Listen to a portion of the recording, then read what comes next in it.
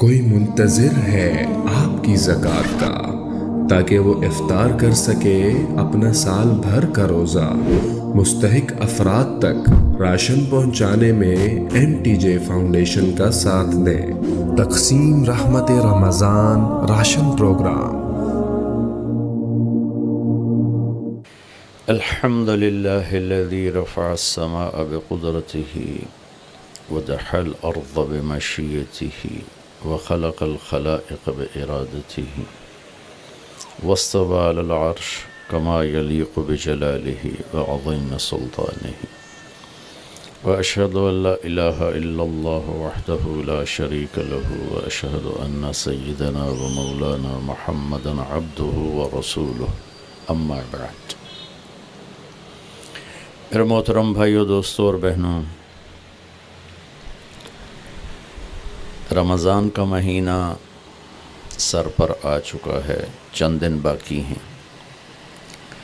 اللہ تعالیٰ کے محبوب صلی اللہ تعالیٰ علیہ وسلم ایک دفعہ ممبر پہ کھڑے ہوئے شعبان میں اور بڑے عجب انداز میں فرمایا، وہ کون آ رہا ہے؟ ماذا یستقبلکم وماذا تستقبلون۔ پھر آپ نے کہا وہ کون آ رہا ہے؟ ماذا یستقبلکم۔ پھر تیسری دفعہ کہا وہ کون آ رہا ہے؟ جیسے میں آپ سے کہوں، میں تو بھی حدیث بیان کر رہا ہوں، میں کہوں اب وہ کون آ رہا ہے تو اب سارے پیچھے مڑ کے دیکھیں کہ کون آ رہا ہے۔ فطرت ہے۔ تو صحابہ میں تھوڑی ہلچل مچی کہ آنے والا تو کوئی ہے نہیں، تو یہ آپ کیا فرما رہے ہیں؟ تو عمر رضی اللہ تعالیٰ عنہ کھڑے ہو کے انہوں نے عرض کی، یا رسول اللہ اوحی نزل، کیا کوئی آسمان سے وحی آئی ہے؟ قال لا، کہ نہیں۔ پھر انہوں نے عرض کیا اعدو حضر، کیا کوئی دشمن آ گیا ہے؟ آپ نے فرمایا لا۔ تو یا رسول اللہ کیا ہے؟ تو آپ نے کہا رمضان آ گیا ہے، رمضان آ گیا ہے۔ تو ایک بہت مبارک مہینہ ہے۔ ہمارے نبی رجب جو پچھلا مہینہ گزر گیا، جو اس کا جب چاند چڑھتا تھا تو رمضان کے لیے دعا کرتے تھے، اللہم بارک لنا فی رجب و شعبان وبلغنا رمضان۔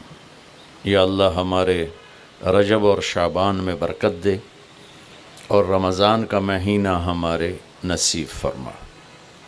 آپ صلی اللہ تعالیٰ علیہ وسلم کو 9 رمضان ملے اپنی زندگی میں۔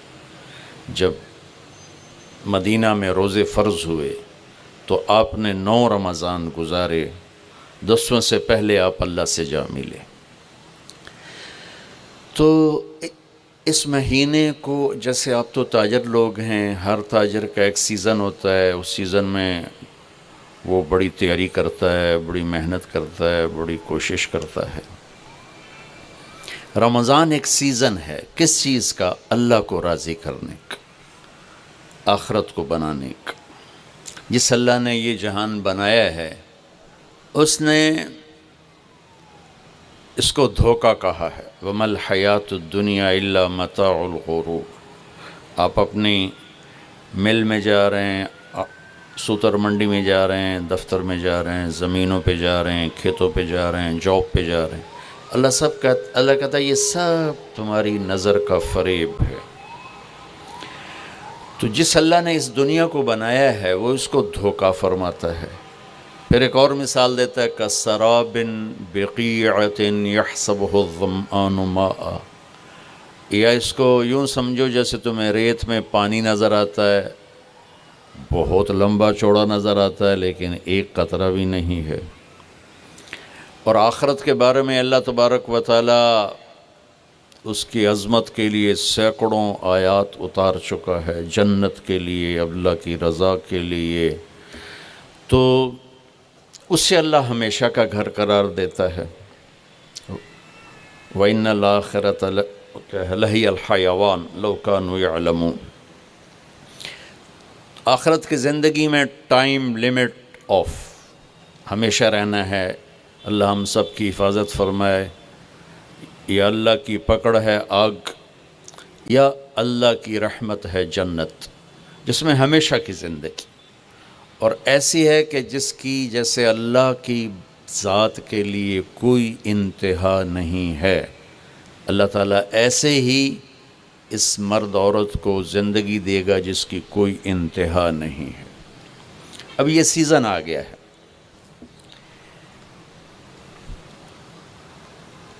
سبحان اللہ۔ آپ لوگ بھی رمضان میں قیمتیں بڑھا دیتے ہیں نا، یہ تو اچھا کام نہیں ہے۔ اللہ تعالیٰ بھی رمضان میں قیمتیں بڑھا دیتا ہے، اللہ نفل کو فرض کر دیتا ہے۔ نفل اور فرض میں کیا فرق ہے؟ حضرت علی رضی اللہ تعالیٰ عنہ کا فرمان ہے، جس نے ایک فرض روزہ چھوڑا پھر قیامت تک اس کی قضا میں روزے رکھتا رہا قیامت تک، تو اس فرض روزے کے اجر کے برابر نہیں ہو سکتا۔ تو ہر نفل فرض بن جاتا ہے، اور ہر فرض 70 گنا بڑھ جاتا ہے۔ ایک رکعت فرض پڑھی 70 لکھی جائیں گی، 2 رکعت پڑھی تو 140 لکھی جائیں گی، 4 رکعت پڑھی تو 280 لکھی جائیں گی۔ اللہ تعالیٰ اتنا مہربان ہو جاتا ہے، جنت کے دروازے کھول دیتا ہے، جہنم کے دروازے بند کر دیتے۔ پہلی امتوں کو رمضان ملا، لیکن یہ دولت نہیں ملی کہ جنت کے دروازے کھل جائیں، دوزخ کے بند ہو جائیں۔ شیطان قید ہو جاتا ہے، پہلی امتوں کے لیے شیطان قید نہیں ہوتا تھا۔ پہلی امتوں کا روزہ تھا افطاری سے افطاری، بہت لمبا ہو جاتا تھا، وہ لوگ بڑے پاورفل تھے، برداشت کر لیتے تھے۔ اور روزہ کب شروع ہوتا تھا؟ مغرب کے بعد یوں آنکھ لگ گئی 1 منٹ بھی تو روزہ شروع ہو گیا، چاہے کچھ کھایا چاہے نہیں کھایا۔ تو اس 24 گھنٹے میں روٹی حرام، بیوی حرام، بیوی کے لیے خامند حرام، ہر شے۔ ہم پر بھی روزے ایسے ہی فرض ہوئے، پہلے 2-3 روزے اسی طرح رکھے گئے۔ اس کی وضاحت تو نہیں ملتی کہ کون سا روزہ تھا، کتنے دن گزرے تھے۔ قیس بن سرمہ رضی اللہ تعالی عنہ ایک اونٹ چرانے والے مزدور ہیں، وہ اونٹ چرا کے گھر پہنچتے ہیں تو بیوی سے پوچھتے ہیں افطاری کا کوئی سامان ہے؟ وہ کہتی ہے کوئی نہیں۔ پھر کہنے لگی تم بڑے تھک کے آئے ہو، تم بیٹھو میں کچھ کر کے آتی ہوں۔ وہ کہیں سے لینے گئی، لیٹ ہو گئی، سورج ڈوب گیا۔ یہ تھکے ہوئے آئے تھے، چارپائی پہ لیٹے تو آنکھ لگ گئی۔ ان کی بیوی آئی تو انہوں نے کہا یا ویحک یا ابن سرمہ، ارے سرمہ کے بیٹے تو بڑا بری طرح پھنس گیا۔ فرمانے لگے کیا ہوا؟ کہ سورج ڈوب گیا، تو سویا ہوا تھا، اگلا روزہ شروع ہو گیا۔ تو اب روزے تھے ہی ایسے، تو انہوں نے اگلا روزہ شروع کر دیا۔ ظہر کی نماز مسجد میں پڑھنے گئے تو بے ہوش ہو کے گر گئے۔ آپ نے سلام پھیرا تو پوچھا یہ کون بے ہوش ہوا؟ کہا جی قیس بن سرمہ۔ اب کیا ہوا؟ کہا جی وہ افطاری کے بغیر اگلا روزہ شروع ہو گیا، یہ سو گیا تھا۔ ہمارے نبی کو نا دکھ ہوا، تکلیف ہوئی، تو اللہ تعالیٰ نے آسمان سے جبریل کو بھیج دیا کہ میرے محبوب کے دکھ کو دور کریں اور ان سے یہ کہہ دیں کہ کلوا واشربوا حتی یتبین لکم الخیط الابیض من الخیط الاسود من الفجر ثم اتموا الصیام الی اللیل، کہ میرے محبوب کی امت کے لیے اجازت ہے ساری رات کھاؤ، جب صبح صادق کی سفیدی نظر آئے تو روزہ اگلا شروع ہو گیا۔ تو جب روزہ رات کا ہوتا تھا تو بیوی خامند کا تعلق بھی حرام تھا۔ ایک اور واقعہ ہوا، ایک صحابی آئے، دیہاتی سے تھے، یا رسول اللہ میں تو مارا گیا۔ آپ نے کہا کیا ہوا؟ کہا میں روزے میں بیوی کے پاس چلا گیا، اب کیا کروں؟ تو آپ نے فرمایا غلام آزاد کر۔ اس نے کہا جی میرے کو دمڑی کوئی نہیں، غلام کتھوں لوں؟ تو آپ نے فرمایا 60 مسکینوں کو روٹی کھلا 2 ٹائم۔ وہ کہنے لگا مدینے میں میرے تو وڈا مسکین ہی کوئی نہیں، میں کنوں کھواواں؟ آپ نے فرمایا تو پھر 60 روزے رکھو۔ وہ کہنے لگا ایک روزے اے چند چاڑ اے اگاں کی کروں گا؟ تو آپ بڑا ہنسے۔ اچھا بھائی تو بیٹھ جا، تیرا کوئی کام کرنے ہیں۔ تھوڑی دیر میں ایک انصاری صحابی آئے، بڑا ٹوکرا کھجور کا لے کر، یا رسول اللہ یہ صدقہ کی کھجور ہے۔ آپ نے فرمایا بھائی کدھر ہو؟ کہا جی بیٹھا ہوں۔ کہا آؤ یہ لے جا اور مدینے کے 60 غریبوں کو دے دے، 60 گھروں میں۔ واہ واہ، اللہ نے اس امت سے کیا لاڈ کیا ہے۔ وہ کہنے لگا یا رسول اللہ کی قسم مدینے میں مجھ سے بڑا غریب کوئی نہیں، اب میرا جرمانہ میرے اوپر ہی قربان کرو، میرے تو وڈا بھوکھا ہی کوئی نہیں ہے، تو میرا جرمانہ مجھے ہی دے دو۔ تو آپ اتنا ہنسے کہ آپ کی یہ داڑھیں نظر آنے لگیں، یہ آخری اتنا آپ نے اس کی بات کا مزہ لیا۔ پھر آپ نے فرمایا چلو بھائی تو ہی لے جا، لیکن یہ گنجائش تجھے دے رہا ہوں اور کسی کو نہیں دوں گا۔ تو رمضان اللہ تعالیٰ نے ہمیں اس طرح نصیب فرمایا۔ رمضان اور روزے میں مناسبت کیا ہے؟ رمضان کا لفظ، رمضان عربی کا لفظ ہے جس کا مطلب ہے جل جانا، رمض یرمض۔ تو جلنے کا کیا مطلب ہے روزے کے ساتھ؟ روزے کے ساتھ جلنے کا مطلب یہ ہے کہ جب انسان کوئی مرد اور عورت روزہ رکھتا ہے تو ایک بھوک کی حرارت پیدا ہوتی ہے۔ خالی چلتی ہے نا مشین تو گرم ہو جاتی، اس میں آئل ہوتا ہے تو گرم نہیں ہوتی۔ اب اندر تو کچھ نہیں، وہ مشین چل رہی ہے تو اس سے جسم میں ایک حرارت پیدا ہوتی، بھوک ہے، پیاس ہے۔ تو میرا رب ہر دن پچھلے سال کے گناہ اس کی بھوک اور پیاس کی آگ میں جلاتا ہے اور معاف کرتا ہے، جلاتا ہے معاف کرتا ہے، جلاتا ہے معاف کرتا ہے۔ جب آخری رات ہوتی ہے، 29 کی رات جب ہوتی ہے تو اللہ پچھلے سال کے سارے گناہ اس کے معاف فرما دیتا ہے، اس لیے اس کو رمضان کہتے ہیں۔ اس میں ہمیں اللہ تعالیٰ نے تراویح کی نماز عطا فرمائی۔ پہلی امتوں کو یہ مشقت تھی کہ 24 گھنٹے کا روزہ، اس امت کو یہ تھوڑی مشقت ہے کہ 20 تراویح پڑھو، چونکہ مشکل کام تھا۔ پھر خاص طور پہ آج کل کے روزہ دار جو افطاری پر حملہ کرتے ہیں، افطاری نہیں کرتے، حملہ کر دیں، کی سموسے، کی پکوڑے، کی پیزے، کی پیس، کی مچھی، کی بٹیرے کھو کھو تباہی پھیر دیں پھر پے ان دن ہون کے میں پڑھیے اسی بندیاں طرح کھاؤ تو سارے ہی پڑھ سکتے ہو۔ میرے نبی نے ساری زندگی پیٹ بھر کے نہیں کھایا۔ اب بادشاہ لوگ ہو، راتوں کو جاگتے ہو، دن کو سوتے ہو، بے تحاشا کھاتے ہو، ڈاکٹران دی موج لگی ہوئی، اپنا لائف سٹائل چینج کرو۔ اللہ ان عورتوں سے بھی کہتا ہوں، آپ سے بھی کہتا ہوں، جو آپ کی کمیونٹی ہے، آپ لوگ راتوں کو جاگ رہے ہوتے ہیں۔ اللہ نے وَجَعَلْنَا اللَّيْلَ لِبَاسًا، اللہ نے رات سونے کے لیے بنائی، جاگنے کے لیے نہیں۔ یہ میں یوں کیا ہے نا تو میرے لاکھوں سیلز ٹوٹ گئے، میں بول رہا ہوں تو میرے لاکھوں سیل ٹوٹ رہے ہیں۔ جب میں رات کو 10 بجے سو جاؤں تو اللہ میرے جسم سے ایک سیمنٹ نکالتا ہے، وہ میرے پوری باڈی کی ریپیئر کر دیتا ہے، اور صبح تک ساری باڈی کو وہ فریش کر دیتا ہے، تیار کر دیتا ہے۔ جب آپ دن میں سوتے ہیں تو وہ سسٹم آن نہیں ہوتا، اس کو اندھیرے سے نسبت ہے، اجالے سے نہیں۔ اب لوگوں نے دن کو رات بنا دیا ہے، رات کو دن بنا دیا ہے، صحتیں برباد، بلڈ پریشر، شوگر، ہارٹ، سارے جہان دے بیماریاں چاہ کے لئی پھر دن۔ میرے رب نے رات سونے کے لیے بنائی ہے۔ آپ 10 بجے سو جائیں، 12 بجے کے بعد جو سوتے ہیں ان کا وہ سسٹم وہ 10-20% آن ہوتا ہے، 80% وہ آف رہتا ہے۔ 10 بجے 12 بجے سے پہلے کا ہر گھنٹہ 2 گھنٹے کے برابر ہوتا ہے۔ تو بھائیو اپنا لائف سٹائل تبدیل کرو۔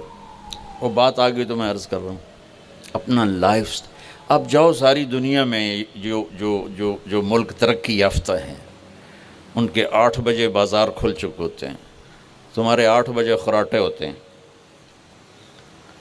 اور 5 بجے ان کے دفتر بند، ان کی دکانیں بند، ان کا سب کچھ بند، تو آپ نے کاروبار کو رات پر پہنچا دیا۔ میرے نبی نے فرمایا جعلت البرکۃ فی بکور امتی، میری امت کے لیے برکت کا ٹائم ہے صبح کا۔ وہ سارے بازار سنسان سناٹا، عصر کے وقت جا کے کاروبار شروع ہوتا ہے۔ تو بھائیو، صحت کا خیال رکھنا بھی ہمارے دین کا حصہ ہے۔ یہ جسم ایک امانت ہے، اس کو ایسے کھانے کھلانا کہ خود ہی بعد میں بھوکتے رہو اور بیمار ہوتے رہو، ایک ہے اللہ کی تقدیر، اس پہ تو ہم رضا بر قضا ہے، لیکن اپنے لیے خود بیماریاں خریدنا، اندھا دھند کھانا۔ وہ ایک جگہ ہماری ضیافت تھی تو ادھر قلات میں، تو سردار تھے کوئی، تو انہوں نے اتنا دسترخوان بھرا کہ کوئی 30 قسم کی آئٹم رکھ دی۔ تو ایک بھائی ہمارے تھے ساتھی، اللہ ان کی بخشش کرے، انہوں نے کھانے کا حق ادا کیا۔ جب دسترخوان اٹھا تو کہنے لگے ہائے، تو ایک ساتھی نے پوچھا راجہ صاحب یہ ہائے کیڑی گل دی کہ ہے جڑا بچ کے جاندہ پہ ہے، کیوں جاندہ پہ ہے؟ کھانے کا مزہ لینا ہے تو جنت کا انتظار کرو، یہاں ضرورت کے لیے کھاؤ۔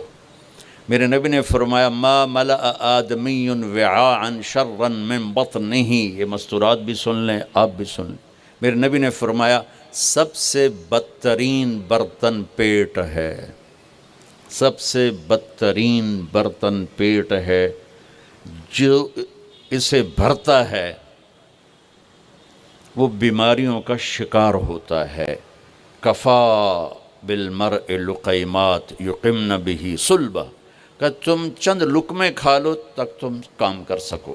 فاما اذا ابا، وہ کہتا ہے نہیں یا رسول اللہ میرا اتنے تے گزارا نہیں ہے، تو آپ نے کہا ثلث للطعام ثلث للماء و ثلث للنفس۔ آپ نے کہا پھر ایسا کرو 1/3 میدا بھرو کھانے سے، 1/3 پانی سے، 1/3 خالی چھوڑ دو سا لینا واسطے۔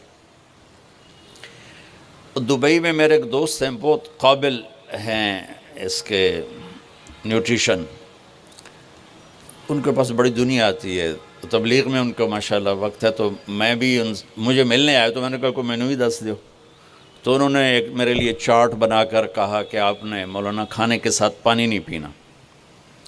میں نے کہا اللہ کے نبی تو کھانے کے ساتھ پانی پیتے تھے۔ کہنے لگا سوری مولانا، سنت کے مطابق کھائے پھر تو پانی ضرور پینا چاہیے، 1/3 اگر کھائے 1/3 میدا بھرے تو پانی پینا چاہیے، لیکن میرے پاس وہ لوگ ہوتے ہیں جو یہاں تک کھاتے ہیں، ایتھے انہیں انگلی رکھی جو یہاں تک کھاتے ہیں، ان کو پھر میں کہتا ہوں پانی نہ پیوی اجے گند مچ جائے گا۔ تو اپنا لائف سٹائل چینج کریں، سادہ غذا پہ آئیں، صبح کے وقت کو قیمتی بنائیں۔ نحوست ہے دن، جب آپ صبح سے 12 بجے تک سوتے ہیں، اس سونا نہ سونا برابر ہے۔ اور اپنے بچوں کو یہ اس سے بچائیں۔ مائیں اپنی جان بچانے کے لیے ٹیب آگے رکھ دیتی، بے ٹیبلٹ پہ لگا رہو۔ 4 سال تک 80% ذہن بنتا ہے اور 7 سال میں جا کے مکمل ہوتا ہے۔ 2.5-3 سال کے بچے سامنے بیٹھے ہوتے ہیں تو ان سے جو ریز نکلتی ہیں وہ سارے مائنڈ کو ڈسٹرب کر دیتی۔ 7 سال کے بعد جب دماغ مکمل ہوتا ہے تو اس پہ ایک لیئر چڑھاتا ہے، جب یہ ریز اندر جاتی ہیں تو لیئر متاثر ہو جاتی ہے۔ آپ دیکھتے ہیں ہمارے بچے کتنے ہائپر ہیں، ہم تو باپ کو دیکھ کے پیشاب نکل جاتا تھا، اور ماں نے کئی دفعہ مجھے سوٹے مارے چپ کر کے کھا لے۔ اب بچہ گلے پڑتا ہے، یہ بچے کا قصور نہیں، اس کا مائنڈ جو ہے نا وہ اس کا سارا سسٹم جو ہے نا آؤٹ ہو چکا ہے، تو وہ صبر تحمل وہ نکل چکا ہے۔ اوپر سے جو یہ فاسٹ فوڈ ہے اس نے تباہی پھیر دی ہے۔ یہ بیچ میں ایک ضروری بات آ گئی، صحت بھی ایمان کا حصہ ہے۔ میرے نبی نے فرمایا اللہ کو صحت مند مومن پسند ہے بیمار مومن سے۔ تو سحری افطاری کے آداب بتا رہا ہوں۔ یہ مہینہ ہے جسم کے فاضل مادوں کو جلانے کے لیے، لیکن اس میں ہم زیادہ کھا اس کو اور بیمار کر دیتے ہیں۔ وہ عید کے بعد پھر ڈاکٹروں کے سامنے لائن لگی ہوتی، بھائی میں آپ کو دین بتا رہا ہوں، میڈیکل نہیں بتا رہا ہوں، دین بتا رہا ہوں۔ اتنا تھوڑا کھاؤ کہ بھوک لگے، ایسی بھوک جو پریشان کرے، ایسی پیاس جو پریشان کرے۔ ایک اس سے آپ کے جسم کی ساری چربی جلے گی، جو گندی چیزیں جمع ہو چکی وہ جلیں گی، اور دوسرا اگر تھوڑی سی احساس کی آنکھ بیدار ہوگی تو آپ کو غریب یاد آئے گا کہ وہ بیچارہ کیسے دن گزارتا ہے۔ میں انڈیا میں تھا، گزر رہا تھا تو ایک فقیر بیٹھا تھا، سفید داڑھی پکڑی، میں نے اس کو پتہ نہیں کتنے پیسے دیے، 82 کی بات ہے۔ جب میں واپس آیا تو وہ کہنے لگا بیٹا کھانا کھلا دو۔ میں نے کہا کھانا کھائیں گے؟ کہا جی کھاؤں گا۔ میں نے کہا آ جاؤ۔ میں نے اس کو ساتھ لیا، ایک ہوٹل پہ لے گیا۔ میں نے کہا بابا جی کیا کھاؤ گے؟ کہا بریانی کھاؤں گا۔ میں کہا ٹھیک ہے۔ تو میں نے اس سے آرڈر بھی بریانی لاؤ۔ وہ اس پر ایسے گرا کہ اس کو دائیں بائیں کا ہوش نہ رہا۔ میں اور منگوا کے دیتا رہا، اس کو کچھ پتہ نہیں کہ اس میں ایڈ ہو رہا ہے، وہ لگا ہوا ہے۔ جب اس کا پیٹ بھر گیا تو سر اٹھایا کہ بیٹا اللہ تجھے سلامت رکھے، آج 3 دن کے بعد کھانا کھایا۔ مجھے اس کی وہ درد بھری آواز آج تک میرے کانوں میں گونجتی ہے۔ تو اگر ہم صحیح طریقے سے روزہ رکھیں گے تو ہمیں فقیر یاد آئیں گے، بھوکوں کی بھوک یاد آئے گی۔ تو اللہ نے ہمیں تراویح کی نماز دی، چونکہ کام مشکل تھا تو اجر بڑھا دیا۔ تراویح کے ہر سجدے پر 1500 نیکی لکھی جاتی۔ یہ وہ پروفٹ ہے جو آپ قبر میں لے جائیں گے، جو آپ ان 8 بازاروں سے کما کے لاتے ہیں وہ یہیں چھوڑ کے چلے جائیں گے۔ تراویح کے ہر سجدے پر جنت میں ایک محل اللہ تعالیٰ بناتا ہے سرخ یاقوت کا، جس کے 60,000 سونے چاندی کے دروازے ہوتے ہیں۔ کیا عالی شان چیز ہے۔ پھر ایک درخت لگاتا ہے جس کے نیچے 1 سال گھوڑا دوڑ سکتا ہے۔ میں نے ایک دفعہ بلال مسجد میں بیان کیا، تھوڑی جنت بیان کی، تو غالباً ڈاکٹر صادق صاحب ہوتے تھے مرحوم، وہ بعد میں ملے، کہنے لگے مولانا صاحب ایڈی وڈی جنت اللہ کتھے بنا کے رکھی ہے؟ میں نے کہا میں تو انہوں پہلے دنیا دستے میں پھر تسی جنت آپے سمجھے جی۔ میں نے کہا جس کہکشاں میں ہمارا یہ سولر سسٹم ہے، یہ 17 کہکشاؤں کا مجموعہ ہے، 17۔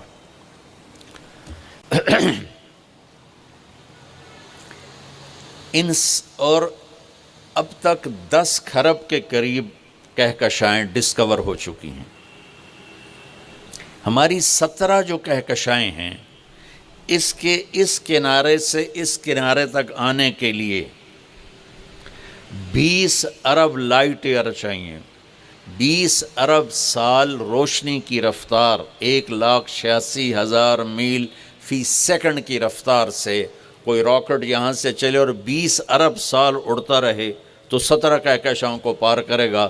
10 کھرب ہیں اور اللہ کہتا ہے تو مچھر دا پر ہے، ہن جنت سمجھ آئی کہ نہیں سمجھ آ گئی۔ اللہ تعالیٰ کی رحمتیں لامحدود، قدرت طاقت لامحدود۔ تو یہ تراویح کے 3 سیکنڈ کا سجدہ ہوتا ہے ہمارا، اور 1.25 گھنٹے کی ہماری تراویح ہوتی ہے، 1.5 گھنٹہ۔ اس میں ہر مرد عورت 20 پر 60,000، 40 سجدے 60,000 نیکیاں لے کے جا سکتا ہے، 60 گھر ابدی لے کے جا سکتا ہے، 60 خوبصورت باغیچے لے کے جا سکتا ہے۔ اور جب آخری رات ہوتی ہے تو اللہ تعالیٰ فرماتے ہیں کہ فرشتوں میرے بندوں نے رات کو نماز پڑھی، دن میں روزہ رکھا، میری بندیوں نے رات کو نماز پڑھی، دن میں روزہ رکھا، میں نے اس کے بدلے میں ان کے سارے گناہ معاف کر دی۔ تو بھائیو تراویح کا اہتمام ضرور فرمائیں۔ تھوڑا کھائیں گے تو انشاءاللہ کوئی مسئلہ نہیں ہوگا۔ اب حیران ہوں کہ میں جون میں بھی روزہ چائے کے کپ کے ساتھ افطاری کرتا ہوں تو مجھے کوئی خمار نہیں چڑھتا کسی قسم کا بھی۔ جس نے اڈی وڈی پوری بالٹی سے کنجمین دی پیمنی ہے، اس سے خمار نہیں چڑھے گا تو اور کیا ہوگا؟ وہ گر نہیں گرے گا نہیں تو اور کیا ہوگا. تو تراوی، روزہ، یہ دو مل کر سارے پچھلے سال کے گناہ معاف کروا دیتے ہیں. پھر اس میں اللہ تبارک و تعالیٰ نے آخری 10 دن میں لیلۃ القدر رکھی ہے، اعتکاف رکھا ہے. پہلی امتوں کے لیے یہ نہیں تھا کہ پچھلے سارے گناہ معاف ہو جائیں، یہ ہمارے لیے کہ ہمارے پچھلے سارے گناہ معاف ہو جاتے.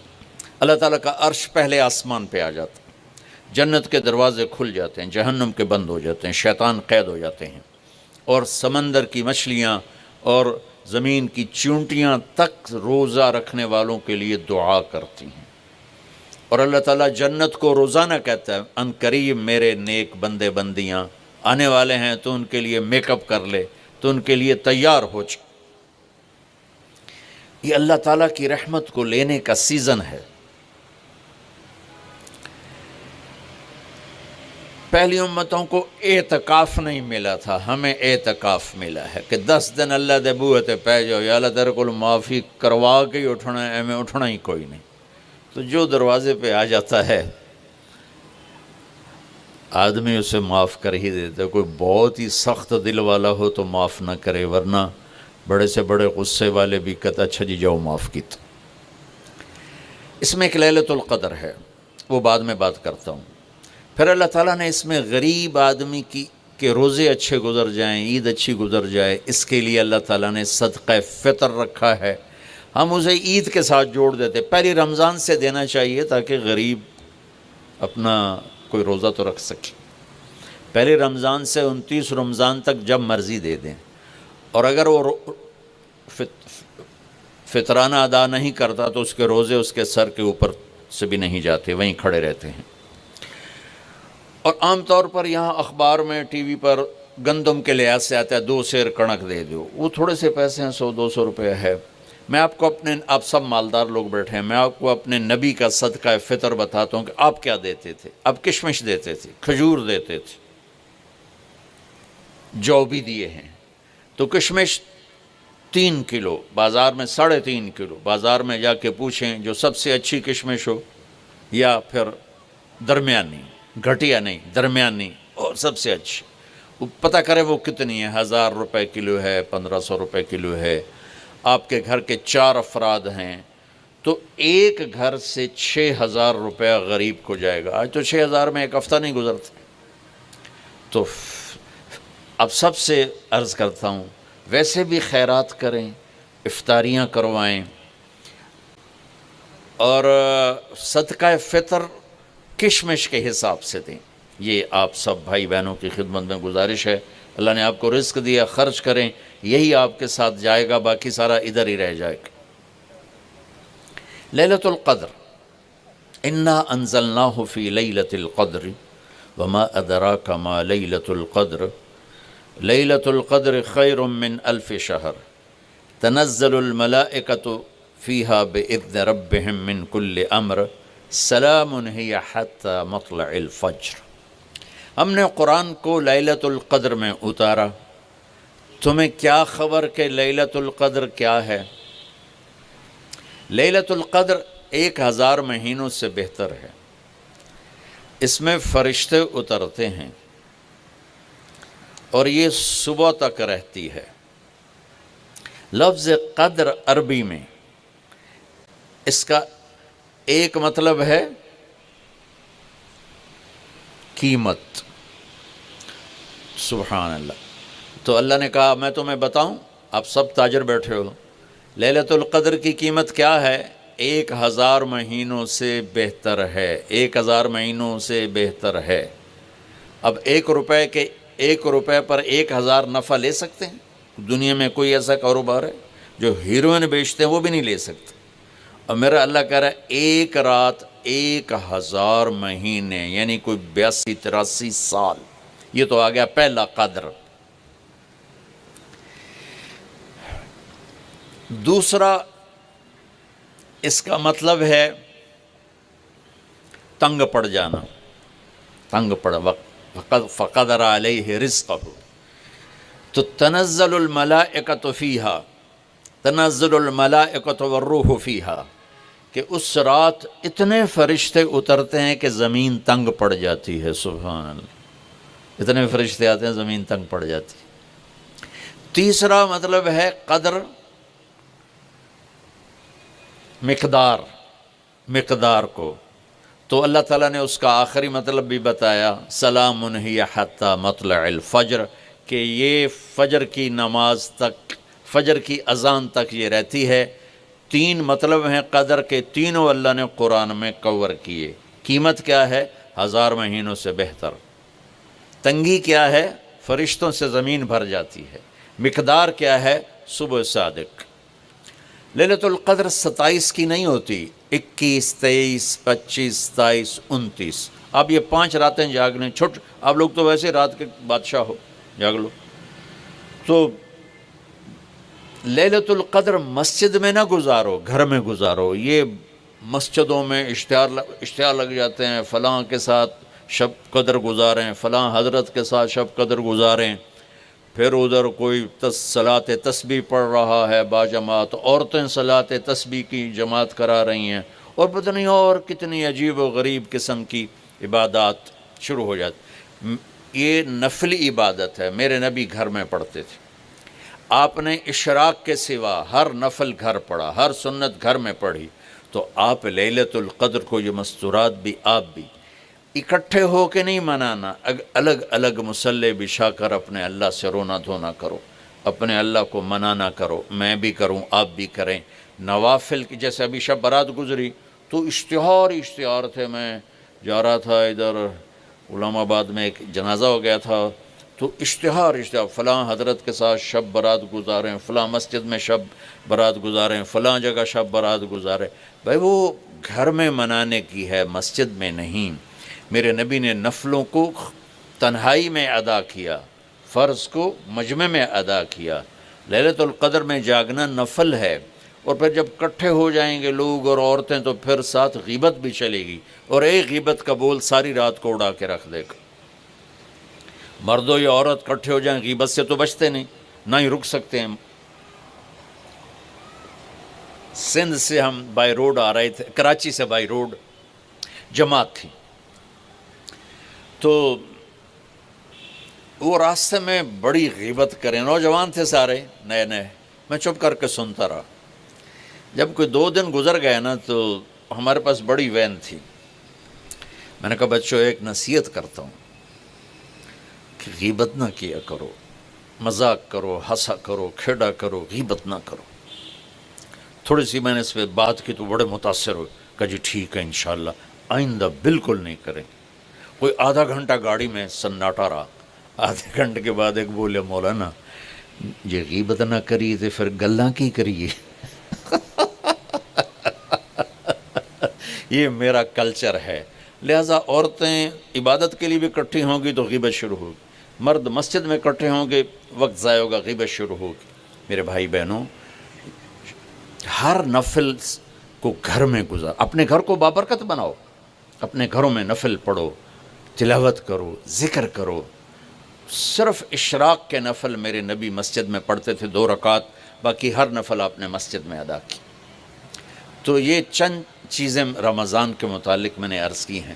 اب ایک بڑی اہم بات میں آپ کے سامنے عرض کرنا چاہتا ہوں، رمضان کی دولت کس سے ملے گی، رمضان کی برکات کس سے ملیں گی، اور کون محروم ہو جائے گا؟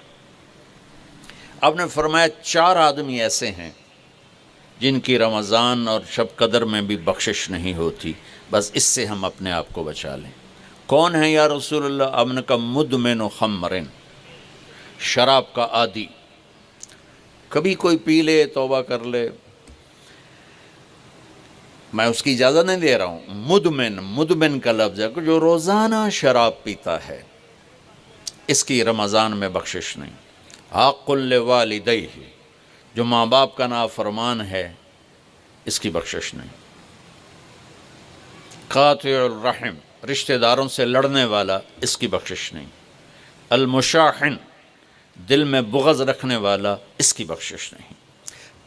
ہر وہ چیز جو میرے آپ کے لیے نقصان دے، اللہ نے حرام کر دی۔ ہر وہ چیز جو میرے آپ کے لیے مفید ہے، اللہ نے حلال کر دی۔ سود حرام کر دیا، ہمارے پاکستان کی معیشت نہیں، پوری دنیا کی معیشت ڈوبی پڑی ہے، سارے ملک قرضوں پہ چل رہے ہیں، سود نے پوری دنیا کو تباہ کر دیا۔ تو میرے اللہ تعالیٰ نے، آپ دیکھتے ہیں نا، میرا اللہ کہتا ہے فَأَذَنُوا بِحَرْبٍ مِّنَ اللَّهِ وَرَسُولِهِ، اگر سود نہیں چھوڑو گے تو میرے اور میرے رسول مل کر تمہارے خلاف جنگ کریں گے۔ تو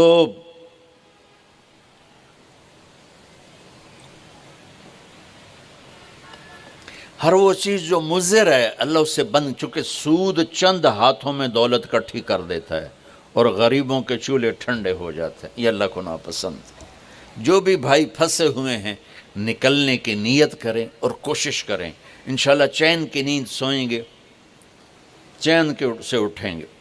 ایک عبد الرحمن بن عوف کے 4 اصول بتا دیتے ہوں، سب تاجر بیٹھے ہو، اور وہ صحابہ میں سب سے مالدار ہستی تھے۔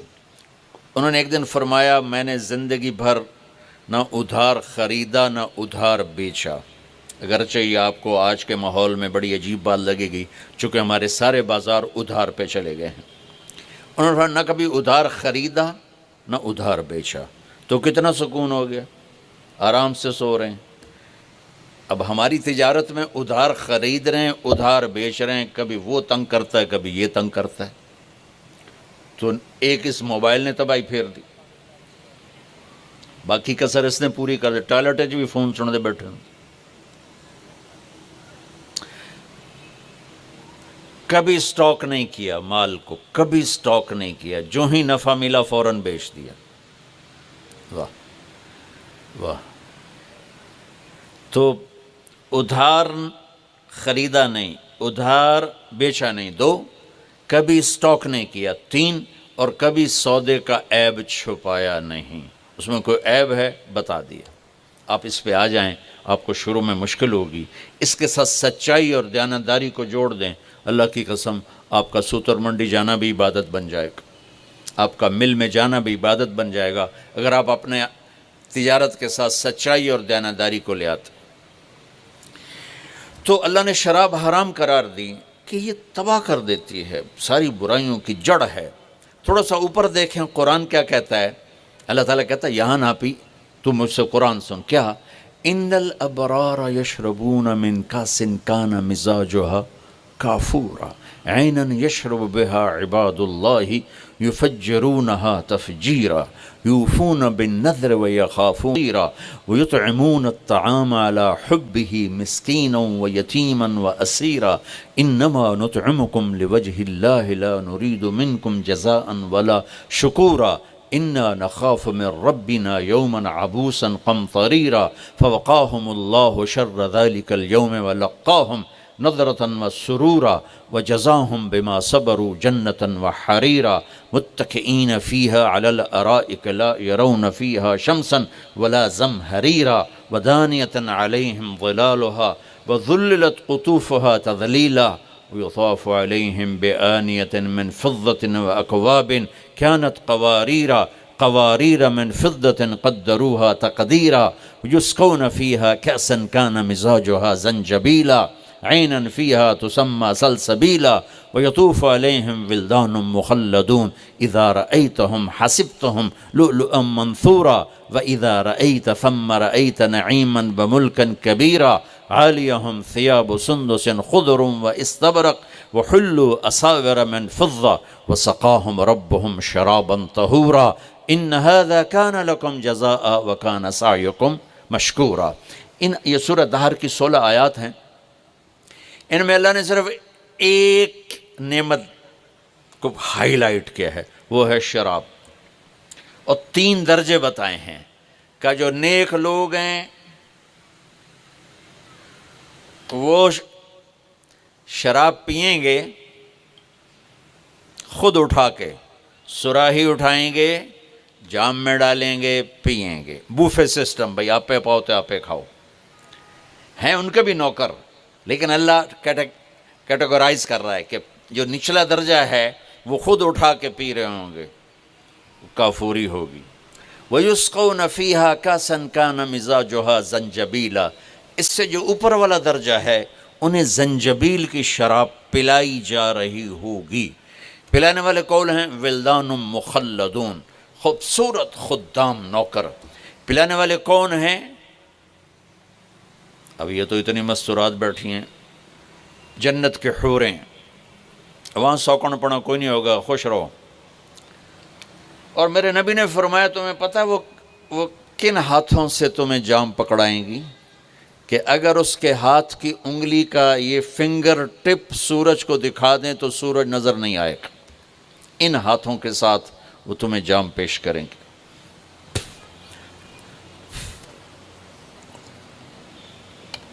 ایک وی جیسے آپ سب وی آئی پی بیٹھو نا، باجی ممبر ہی آ سکتے ہیں اور کوئی نہیں آ سکتا، تو یہ وی آئی پی ہو گئے۔ تو ایک اللہ کی جنت میں وی آئی پی لوگ ہیں۔ وہاں کیا ہے؟ وَسَقَاهُمْ رَبُّهُمْ شَرَابًا طَهُورًا، اللہ تعالیٰ کہہ رہا ہے وہاں تیرا رب خود تجھے پلائے گا۔ سبحان اللہ۔ تو اللہ نہ کرے کسی میں یہ عادت ہو، ہے تو آنے والا رمضان ہے بھائی، توبہ کر۔ دوسری جو چیز ہے نا، اس کے لیے جو اللہ نے لفظ استعمال کیا وہ بڑا خوفناک ہے، حق لوالدیہ۔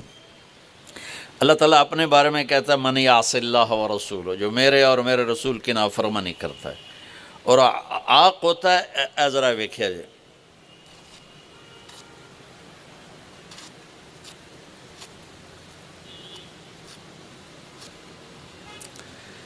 اس کو میں نے اتنا چیر دیا ہے کہ یہ جڑ نہیں سکتا۔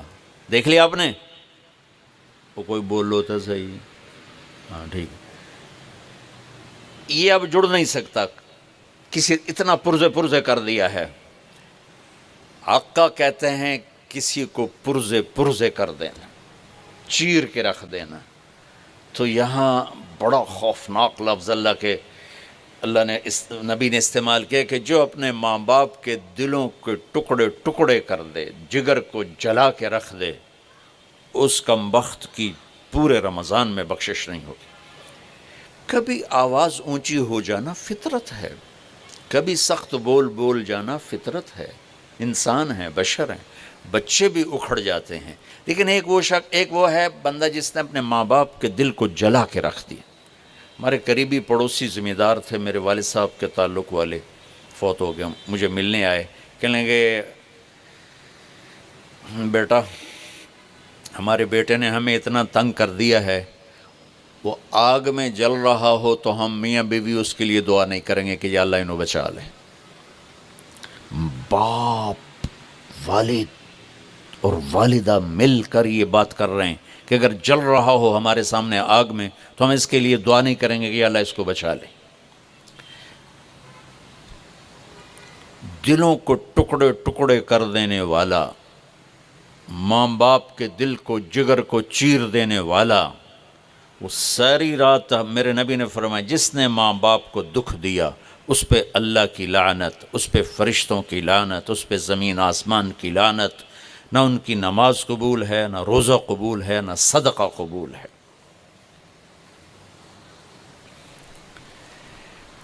میرے نبی جنت میں گئے تو آپ نے تلاوت سنی، آپ نے کہا یہ کون تلاوت کر رہا ہے؟ کہا جی حارثہ بن نعمان۔ تو آپ بڑے حیران ہوئے، حارثہ بن نعمان تو جیندہ بیٹھا ہے۔ اب میں آپ سپیکر کوئی مل جل کے آپ کو 1000-1200 کا مجمع ہے تو آپ کے لیے سپیکر لگا ہوا ہے۔ حارثہ مدینے میں قرآن پڑھتا ہے، 7 آسمان کرسی چیر کی آواز جنت میں چلی جاتی۔ ہم نے کہا وہ کیسے؟ کہا جی ماں کی ایسی خدمت کی ہے کہ جب قرآن پڑھتا اللہ ساری جنت کو سناتا ہے۔ سبحان۔ اور آپ کو قرآن سے بتاؤں، وَقَضَىٰ رَبُّكَ أَلَّا تَعْبُدُوا إِلَّا إِيَّاهُ، اللہ نے اپنا حق صرف ایک آیت میں بتایا۔ اب سننا، وَبِالْوَالِدَيْنِ إِحْسَانًا إِمَّا يَبْلُغَنَّ عِنْدَكَ الْكِبَرَ أَحَدُهُمَا أَوْ كِلَاهُمَا فَلَا تَقُل لَّهُمَا أُفٍّ وَلَا تَنْهَرْهُمَا وَقُل لَّهُمَا قَوْلًا كَرِيمًا وَاخْفِضْ لَهُمَا جَنَاحَ الذُّلِّ مِنَ الرَّحْمَةِ وَقُل رَّبِّ ارْحَمْهُمَا كَمَا رَبَّيَانِي صَغِيرًا رَبُّكُمْ أَعْلَمُ بِمَا فِي نُفُوسِكُمْ إِن تَكُونُوا صَالِحِينَ فَإِنَّهُ كَانَ لِلْأَوَّابِينَ غَفُورًا۔ 9 جملے اللہ نے اب ماں باپ کے حق میں اتارے، 9 جملے۔ اگر آپ کے والدین زندہ ہیں تو اللہ کے واسطے ان کی دعا لے لو۔ ایک خاتون نے پیغام بھیجا جی میرے خاوند انتقال ہو رہا ہے، کلمہ نہیں پڑھا جا رہا. صحابی علقمہ رضی اللہ تعالیٰ عنہ. آپ تشریف لے گئے. اب کہلوانے والے رسول اللہ اور کہنے والا صحابی. آپ نے کہا بیٹا کہو لا الہ الا اللہ. کہا جی کہا نہیں جاتا. بول رہا ہے کلمہ نہیں پڑھا جا رہا. تو آپ نے فوراً پوچھا والدین میں کون زندہ ہے؟ کہا جی ماں. آپ نے پوچھا ناراض ہے؟ کہا جی ہاں. تو آپ نے پیغام بھیجا آپ آتی ہیں یا میں آ جاؤں؟ انہوں نے کہا نہیں یا رسول اللہ میں ہی آ جاتی. وہ آئیں تو آپ نے کہا آپ اپنے بیٹے سے ناراض ہیں؟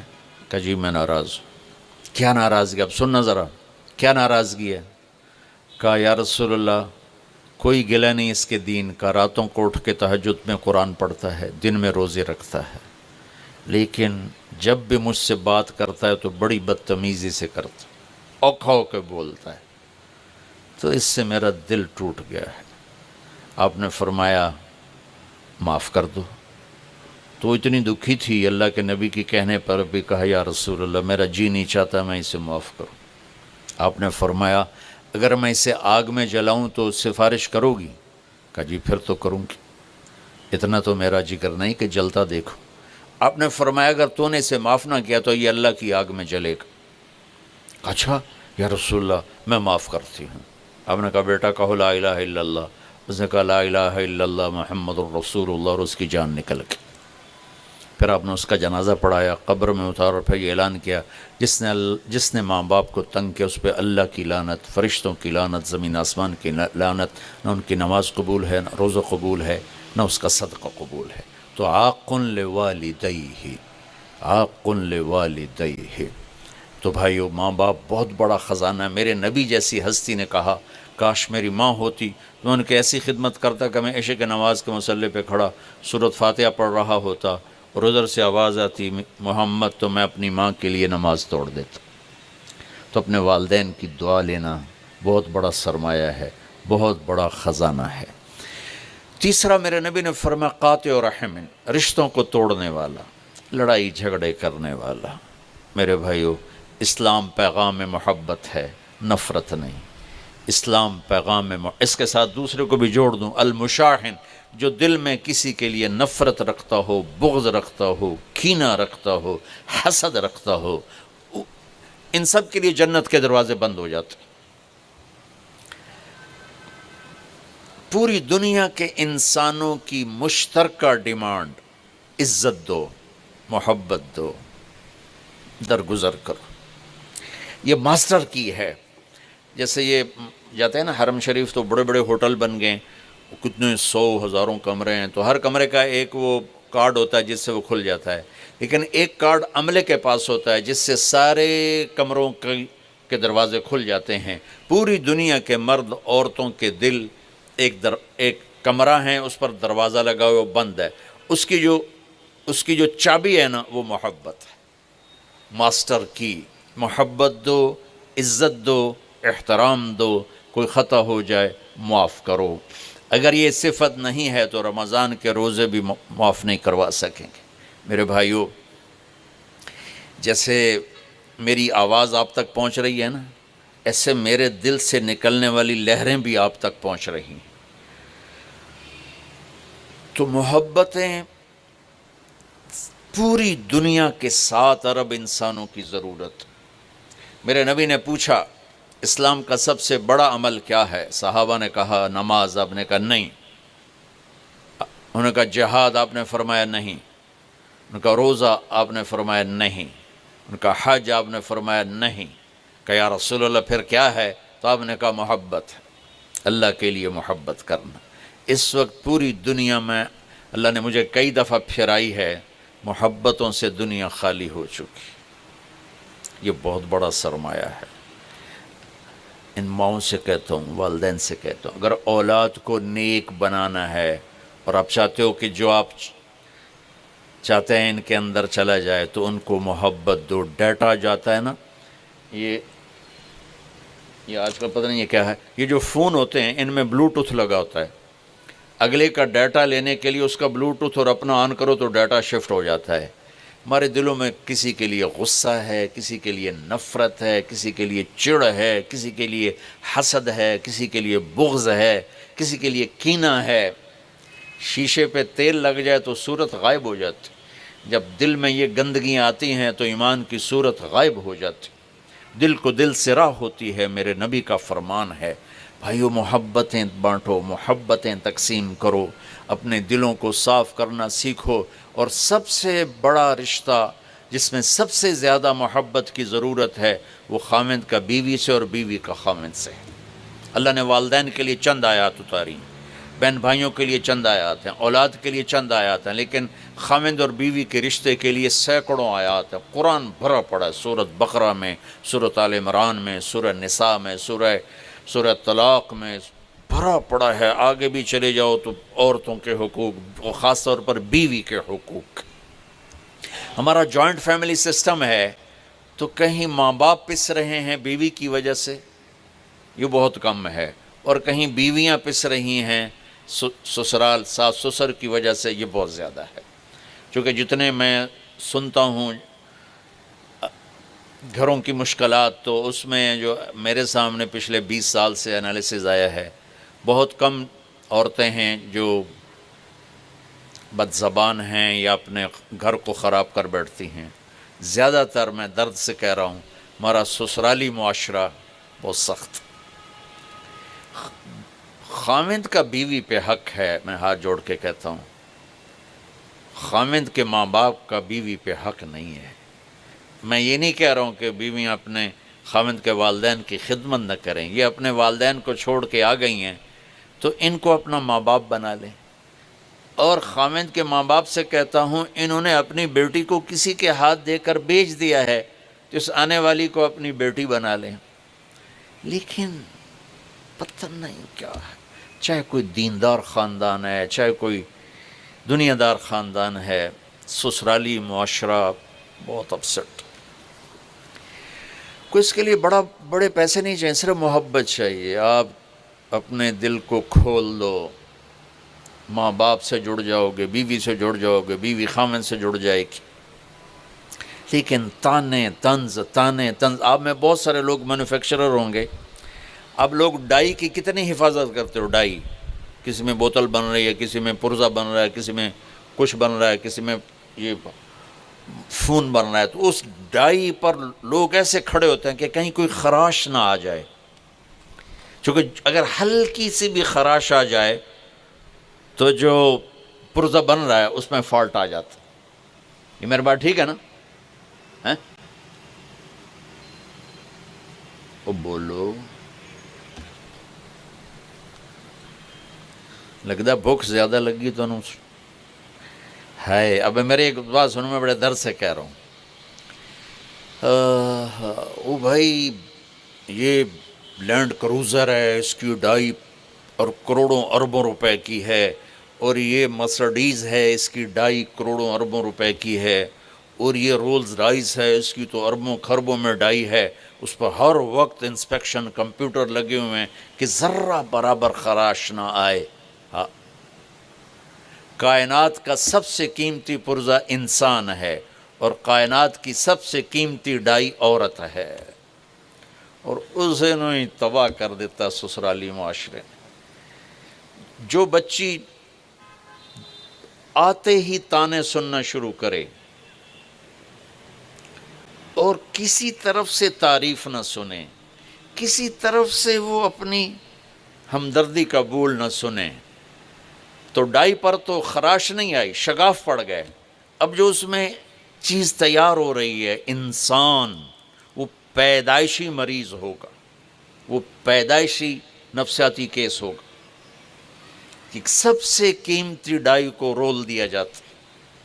چند دن پہلے میں باہر نکلا گھر سے، تو ایک ماں بیٹی آئی تھیں، چھوٹی سی بچی کو، میرے خیال ہے 16-17 سال، ایک بچی اس کے ساتھ، مجھے دیکھتی رونے لگی۔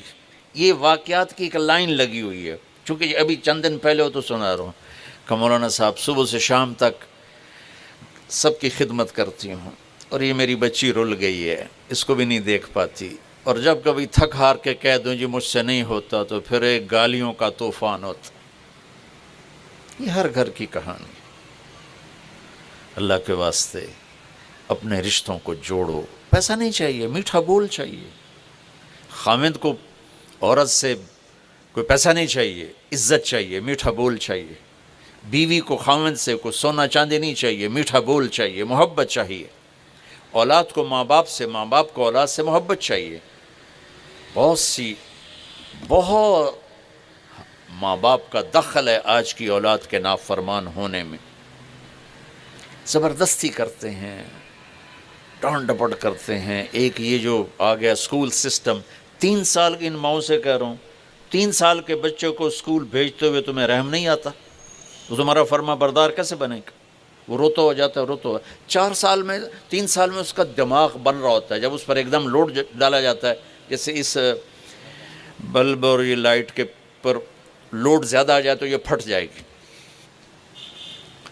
تو جب 3 سال کا بچہ اسکول جاتا ہے اور اس پر بوجھ پڑتا ہے، ماں کی جدائی کے لیے روتا ہے۔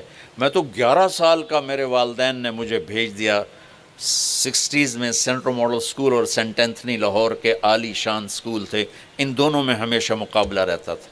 میں 11 سال کا تھا اور میں رضائی میں، ہاسٹل میں ڈال دیا، میں رضائی میں سر دے کے روتا رہتا تھا۔ 6ٹھی 7ویں 8ویں 3 سال میرے آنسو بہے، پھر میرا دل والدین کے لیے بند ہو گیا۔ پھر مرتے دم تک تبلیغ میں لگنے کے بعد میں نے ان کی خدمت کی، لیکن محبت میرے دل سے نکل گئی۔ میرا چھوٹا بھائی اپنی ماں پر ایسے قربان ہوتا تھا، لاڈ کرتا تھا، حالانکہ وہ باپ بن چکا تھا، ڈاکٹر میں اپنی بیگم سے کہتا، پتہ نہیں جیسے یہ طاہر میاں اپنی ماں سے لاڈ کرتا ہے، میرے دل میں یہ محبت نہیں اٹھتی۔ پتہ نہیں، حالانکہ خدمت پوری، ادب پورا، احترام پورا، لیکن دل سے محبت میرے ماں باپ نے خود ختم کی۔ جو وقت تھا میرا ماں باپ سے جڑنے کا، وہ مجھے بھیج۔ کتنے مالدار لوگ ہیں، بچوں کو انگلینڈ بھیجو، امریکہ بھیجو کہ وہاں اعلیٰ تعلیم لے کر آئیں۔ وہ تعلیم تو پتہ نہیں لیتے ہیں کہ نہیں لیتے، لیکن میرے بھائیو وہ بہت کچھ ضائع کر کے آتے۔ میں اسلام آباد سے کل آ رہا ہوں، ایک فیملی کینیڈا سے آئی ہوئی تھی جی، ہمارا بیٹا ہمیں چھوڑ، ہم گئے تھے بچوں کو اعلیٰ تعلیم دلانے، ہمارا بیٹا ہمیں چھوڑ کے ہی چلا گیا۔ تو ہمارا اسکول سسٹم ہو کاروبار بن چکا ہے، ہمارے ہاسپٹل کاروبار بن چکے ہیں، ہماری عدالتیں کاروبار بن چکے ہیں۔ اس ملک کی تباہی کے لیے اتنا ہی کافی ہے، جہاں انصاف بھی کاروبار ہو، جہاں مریض بھی کاروبار ہو، اور جہاں معصوم بچہ بھی کاروبار ہو۔ میرا نبی کہتا ہے 7 سال تک بچے کو نماز بھی نہ کہو تو کیا کرو، گود دو، یہ مائیں اس کو گود دیں، ریس منتقل ہوں کی محبت دیں۔ وہ روتا جاتا، روتا آتا ہے۔ اور پھر جو آگے بیچاری ٹیچر ہے، یہ ماں 2 بچے نہیں سنبھال رہی، وہاں آگے کلاس میں 30 بچے ہیں، اور اس بیچاری کی تنخواہ بھی اتنی ہے کہ اس پر وہ روٹی نہیں کھا سکتی، تو وہ کیسے ان بچوں کی کیئر کرے گی؟ ایسے ایک لطیفہ ہے، ایک ٹیچر بچوں کو کہہ رہے، بچوں بولو CUP سپ۔ وہ کہنے لگے مس CUP کپ ہوتا ہے؟ کہا نہیں، بولو CUP سپ۔ انہوں نے پھر کہا کہ نہیں مس CUP کپ ہوتا ہے۔ وہ کہنے لگی اتنی تھوڑی تنخواہ سپ ہی رہے گا، کپ نہیں بنتا۔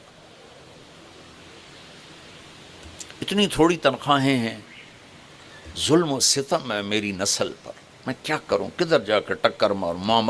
ماں باپ ظالم ہیں، ظلم ہے ان ماؤں کا جو 3 سال کے بچے کو اسکول بھیجتے۔ روزی ماتھے پہ لکھی ہوئی ہے، ڈگری پہ نہیں۔ عزت ذلت آسمان کے فیصلے ہیں۔ ریگولر آسانی سے بچوں کو، پھر اوپر O لیول A لیول، پھر A کتنے آئے، B کتنے آئے، C کتنے بچے خودکشی کر گئے۔ آپس میں بھی محبت سے رہو، بچوں کو بھی پیار دو۔ مجھے ایک بچہ ملا چند دن پہلے، کہا جی میں اور وہ اس نے پورے پنجاب میں ٹاپ کیا FSC میں، کہا جی میں 2 دفعہ خودکشی کی کوشش کر چکا ہوں۔ میں نے کہا ہے تم نے تو ٹاپ کیا ہے، اور وہاں کنگ ایڈورڈ میڈیکل یونیورسٹی میں پڑھ رہا ہے۔ کہ جی میرے ماں باپ آپس میں اتنا لڑتے ہیں کہ میں نے دل برداشتہ ہو کر 2 دفعہ گولیاں کھائیں، لیکن دونوں دفعہ میرا معدہ واش کیا گیا، اللہ نے مجھے بچا لیا۔ ماں باپ کی آپس کی لڑائی اولاد کو اس طرح تباہ کر دیتی ہے، اور اولاد پر زبردستی کا دباؤ ابھی آج یہ کال مجھے دبئی سے آئی کہ جی وہ میرے والد کے چھوٹے بھائی نے کہا میری شادی وہاں کر دو، تو میرے والد نے کہا تو گھروں نکل جا، اس کو گھر سے نکال دیا ہے۔ اور میں بھی ایک جگہ شادی کرنا چاہتا ہوں اور میرے باپ کو پتہ چل گیا تو مجھے بھی گھر سے نکال دے۔ اولاد کو پیار دو، محبت دو، رشتوں کو پیار دو، محبت دو، اور رشتوں میں ماں باپ کے لیے بیوی کو ذلیل نہ کرو، بیوی کے لیے ماں باپ کو ذلیل نہ کرو۔ اولاد پر ایسا پریشر مت ڈالو کہ وہ دل میں آپ سے دور ہو جائیں، انہیں اپنے سے دور نہ کرو، انہیں اللہ کے واسطے ٹائم دو، ٹائم دو۔ اس موبائل نے اولاد سے ماں چھین لی ہے، باپ چھین لیا ہے۔ گھر میں آ کر ماں بھی لگی ہوئی ہے یوٹیوب پر اور باپ بھی لگا ہوا ہے، اور بچہ ادھر سے آتا ہے تو ڈانٹ پڑتی، ادھر سے آتا ہے تو ڈانٹ پڑتی۔ ابھی ڈرامہ کی قسط مکمل نہیں ہوئی۔ آپ کی سب سے بڑی دولت آپ کی اولاد ہے۔ اللہ کے واسطے میں یہ نہیں کر رہا ہوں کہ یوٹیوب نہ دیکھو، ایک ضرورت کی چیز ہے، لیکن اللہ کے واسطے جب آپ بچوں کے ساتھ بیٹھو ہر چیز آف کر دو۔ اب گھر تشریف لائیں، موبائل فون آف کر دیں۔ اب آپ کے کاروبار کا ٹائم نہیں، اب یہ ٹائم آپ کے گھر والوں کا ہے، آپ کے بچوں کا ہے، آپ کی بیوی کا ہے۔ آپ کی بیوی آپ سے بات کر رہی ہوتی ہے، ایک دم گھنٹی بجتی ہے، آپ اس کو چھوڑ کے فون پہ چلے جاتے ہیں۔ یہ عزت نفس کو تباہ کر دینے والی چیز۔ خاوند بات کر رہا ہے، بیوی فون کان سے لگا لیتی، یہ عزت نفس کو توڑ دینے والی چیز ہے۔ بچہ آ کے بات کرتا ہے، ماں موبائل کو دیکھتے کہ بولو سن دی پئیاں بھو کی بھوکنائی، اولاد برباد ہو جاتی۔ ہائے، آپ کو میرے اپنے نبی کی دو چیزیں بتاتا۔ جب میرے نبی کو اچھا بڑی بڑی سرکار میں نے پتہ ہی نہیں، یہ نہیں مجھے کہے گا نا مولانا تو بس میں اتنا ہی کروں گا۔ جی فرماؤ، اپنے نبی کے اخلاق دیکھنا۔ نہیں مجھے کہتا بھائی جان جی بولو، جب میرے نبی کو کوئی بولا تھا یا رسول اللہ، آپ بھی دیکھیں آپ بھی دیکھیں، وہ ایسے نہیں کرتے، وہ ایسے کرتے تھے۔ کیا کہیں، پورا چہرہ دیتے تھے، پوری چھاتی دیتے تھے۔ ادھر سے کوئی بولا تھا یا رسول اللہ تو آپ پورا فل اس کو توجہ دیتے تھے۔ توجہ فرمائیں نہیں، آپ کہتے ہیں بھائی توجہ کرو، بھائی توجہ کرو۔ توجہ کا مطلب ہوتا ہے چہرہ ابو تھا میرے آلکار۔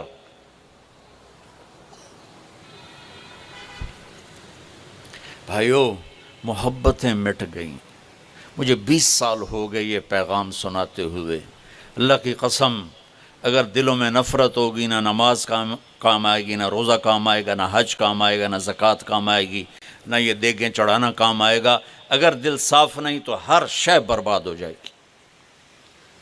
دل صاف کرو، کمرہ صاف ستھرا ہو نا تو ایک چیئر پڑی ہوئی بھی خوبصورت نظر آتی ہے، اور کمرہ گندا ہو تو سونے کا تاروں کا قالین بچھا دو تو وہ بھی گندا ہو جائے گا۔ صاف دل کے ساتھ تھوڑی سی بھی بندگی کرو گے تو اللہ کو خوبصورت نظر آئے گی۔ غلیظ گندے دل کے ساتھ اگر کرو گے تو کیا اس میں خوبصورتی نظر آئے گی۔ اب بھائی اپنی نظریں کی حفاظت کرو۔ کیا مطلب بھائی کوئی مرد کسی غیر عورت کو نہ دیکھے، کوئی عورت کسی غیر مرد کو نہ دیکھے۔ یہ نظروں کی حفاظت کا چھوٹا سا جز ہے، چھوٹا سا۔ سب سے بڑی بد نظری ہے عیب دیکھ۔ میں نعیم کے عیب تلاش کرتا ہوں، نعیم میرے عیب تلاش کرتا رہے، یہ سب سے بڑی بد نظری ہے۔ یہ آنکھوں کا پردہ اٹھ جائے نا اور جھکے نہیں تو یہ آنکھیں برباد ہو جاتی ہیں، گندگی پڑھ کے۔ جو لوگوں کے عیب دیکھتا ہے یا دیکھتی ہے اور ہر وقت خوبیوں میں بھی کمیاں دیکھتے رہتے ہیں تو ان کے دل کی آنکھیں برباد ہو جاتی، اندھے ہو جاتے۔ میں عرصے سے ایک پیغام سنا رہا ہوں، آؤ بھائی فرقہ واریت سے باہر آ جاؤ، تمہارا جو فرقہ ہے تمہیں مبارک ہو، پر مسلمان بن کے چلو۔ تمہارا جو مسلک ہے اس پہ چلو، پر اللہ کے واسطے امت بن کے چلو۔ ماں کو پیار دو۔ انسان سب سے زیادہ محبت کا بھوکا ہے، سب سے زیادہ۔ دنیا کی سب سے بڑی ڈیمانڈ 7 ارب انسانوں کی عادات الگ، خواہشات الگ، ضروریات الگ، لیکن 7 ارب انسانوں کی ایک ڈیمانڈ مشترک ہے، یہ عورتوں یا مردوں، کہ مجھے محبت ملے، مجھے عزت ملے، مجھے محبت ملے، مجھے عزت ملے۔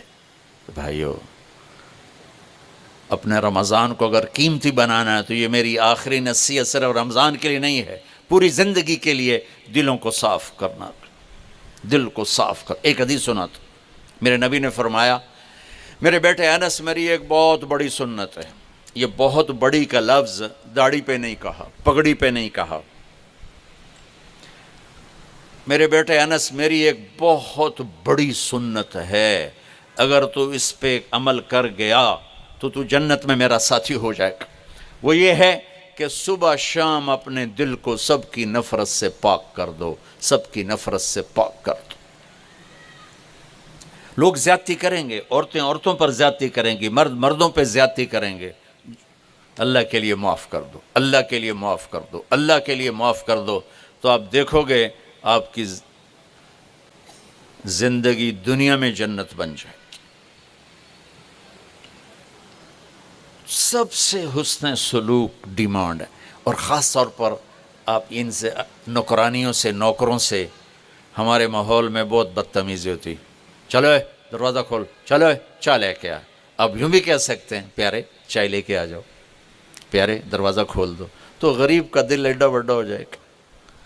جب آپ یہ بیچارے غریب ہیں تو تمہاری مزدوری کر رہے ہیں نا، خوشحال ہوتے تو ہمارے پاس کیوں آتے؟ اور میرے نبی نے کہا، جو غریبوں کو اپنے قریب رکھے گا اللہ اسے قیامت کے دن اپنے قریب رکھے گا۔ یہ بیگم صاحب کے ہاتھ سے پورا ٹی سیٹ ٹوٹ جائے، کہیں گے اوہ ٹوٹ گیا، اور نوکرانی کے ہاتھ سے پیالی ٹوٹ جائے تو حشر نشر ہو جائے گا۔ تمہارے اپنے ہاتھوں سے گاڑی چاہے تباہ ہو جائے، کہو گے اوہ ٹوٹ پوٹ گئی، اور ڈرائیور سے خراش بھی لگ جائے تو تم اس کی اگلی پچھلی نسلیں گالیوں سے برباد کر دو۔ میں ڈیرے میں بیٹھا تھا اپنے، تو ہمارا ایک لوہار آ گیا، اس کی 5ویں پشت ہمارے پاس کام کر رہی، 5ویں نسل میرے پاس آ کر رونے لگا۔ میں پوچھا کیوں آئی؟ اللہ بخش اس کا نام ہے، بکھو بکھو۔ میں بکھو کیوں آئی؟ اس کو ہمارے کسی کزن نے گالیاں نکالی تھیں، اب کلچر ہی ایسا ہے۔ میرے بھائی اس نے اتنے درد سے کہا کہ مجھے اب بھی رونا آ رہا ہے۔ کہنے لگا مولانا صاحب، غریباں دی نہ ماں ہوندی ہے نہ بہن ہوندی ہے، صرف ذمہ دی ہوندی۔ ساڈی ہر ویلے عزت جڑی ہے برباد ہوندی پئی ہے، کدی ماں دی گال، کدی بہن دی گال۔ بہنا ماما تواڈیاں ساڈیاں کوئی نہیں۔ اس کے چند لفظوں نے مجھے رلا دیا۔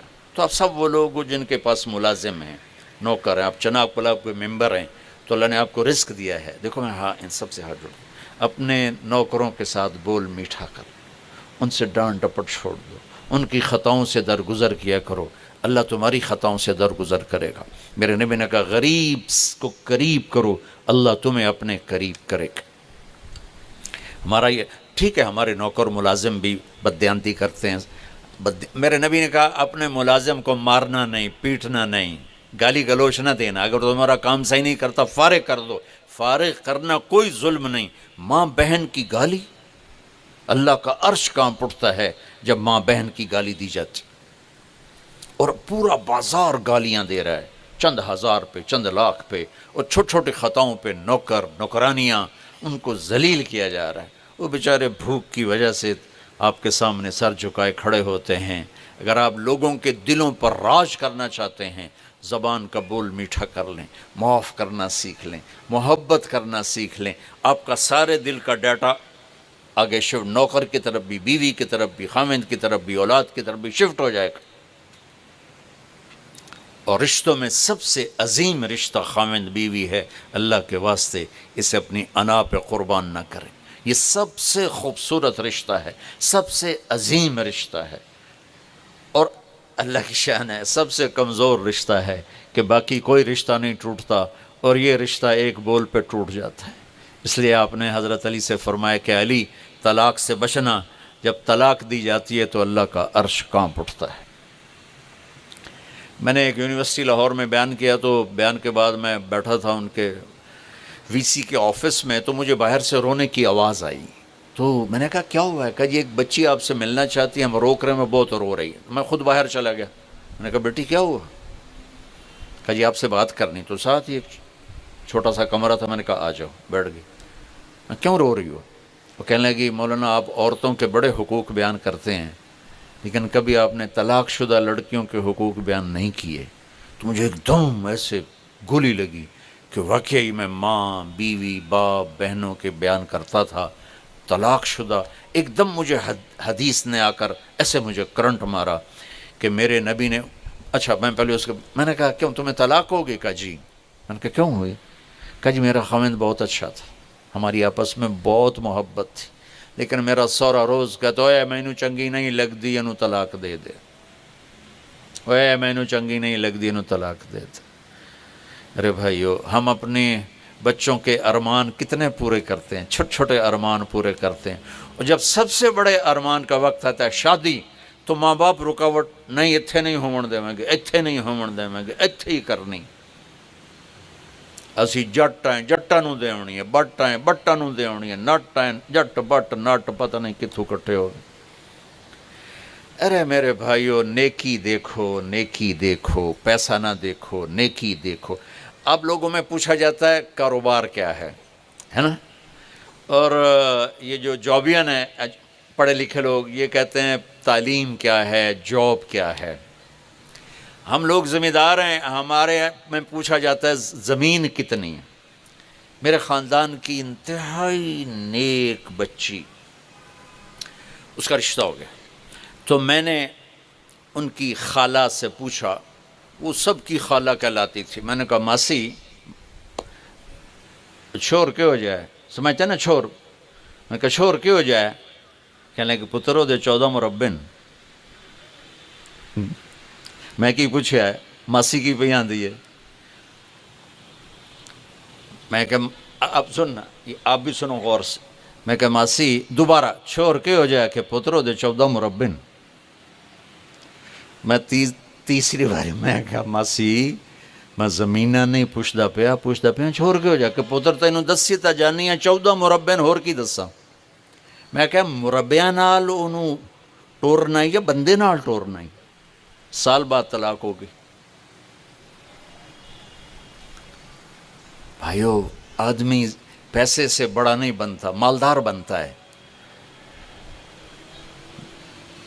عورت پیسے سے بڑی نہیں بنتی، مالدار بنتی ہے۔ بڑا وہ ہے جس میں صفات ہوں، بڑی وہ ہے جس میں صفات ہوں۔ تو ان رشتوں کو عزت دو۔ چھوٹا بننا سیکھو، اللہ بڑا کر دے گا۔ کسی سر نگو سے ٹہنی پہ رکھیں گے 4 دن کے، نہ بلند شاخ ہوگی نہ گرے گا آشیانہ۔ چھوٹا بننا سیکھ لو، اللہ بڑا کر دے گا۔ معاف کرنا سیکھ لو، اللہ عزت دے دے گا۔ درگزر کرنا سیکھ لو، اللہ ٹھنڈک پہنچا دے گا۔ اپنے نبی کی زندگی پڑھو، اپنی اولاد، اپنے بھائی۔ دیکھو ہمارے ملک میں بہنوں کو حق نہیں ملتا، حق دیا کرو۔ میں اس کو بیان کرتا رہتا ہوں، تو بہت سے لوگوں نے ماشاءاللہ اپنی بہنوں کو حق دیا۔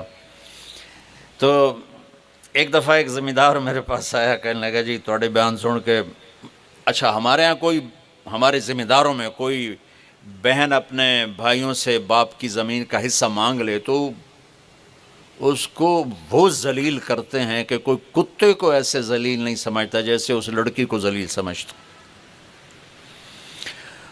اس سے بائیکاٹ کر دیتے۔ وہ عام طور پر جلی انگوٹھے لگوا کے پٹواری کو رشوت دے کے زمین اپنے نام لگا لیتے۔ تو میرا بیان سنا، ایک منڈی بہودین کا تھا، میرے پاس آیا، کہنے لگا میں اپنی بہن نوں بلایا، میں کہا اے اپنا لے لے، زمین لے لے اپنی۔ تو وہ کہنے لگے نہیں بھائی بس میں دے چھڑی، بس میں دے چھڑی۔ میں نے کہا اچھا میں تیرے نام کرا دیتا ہوں، اس کے بعد تم خوشی سے مجھے واپس کرو گی تو میں لے لوں گا۔ انہوں نے کہا ٹھیک۔ جب اس کا نام ہو گئی نا، کہ میں تو کر گیا، میں کہا ہن کی خیال ہے، دینی ہے کہ نہیں؟ میرے اپنے نکے نکے بال ہیں، میں کیوں دیوں؟ آئیو، بچیاں بہت قیمتی دولت ہے۔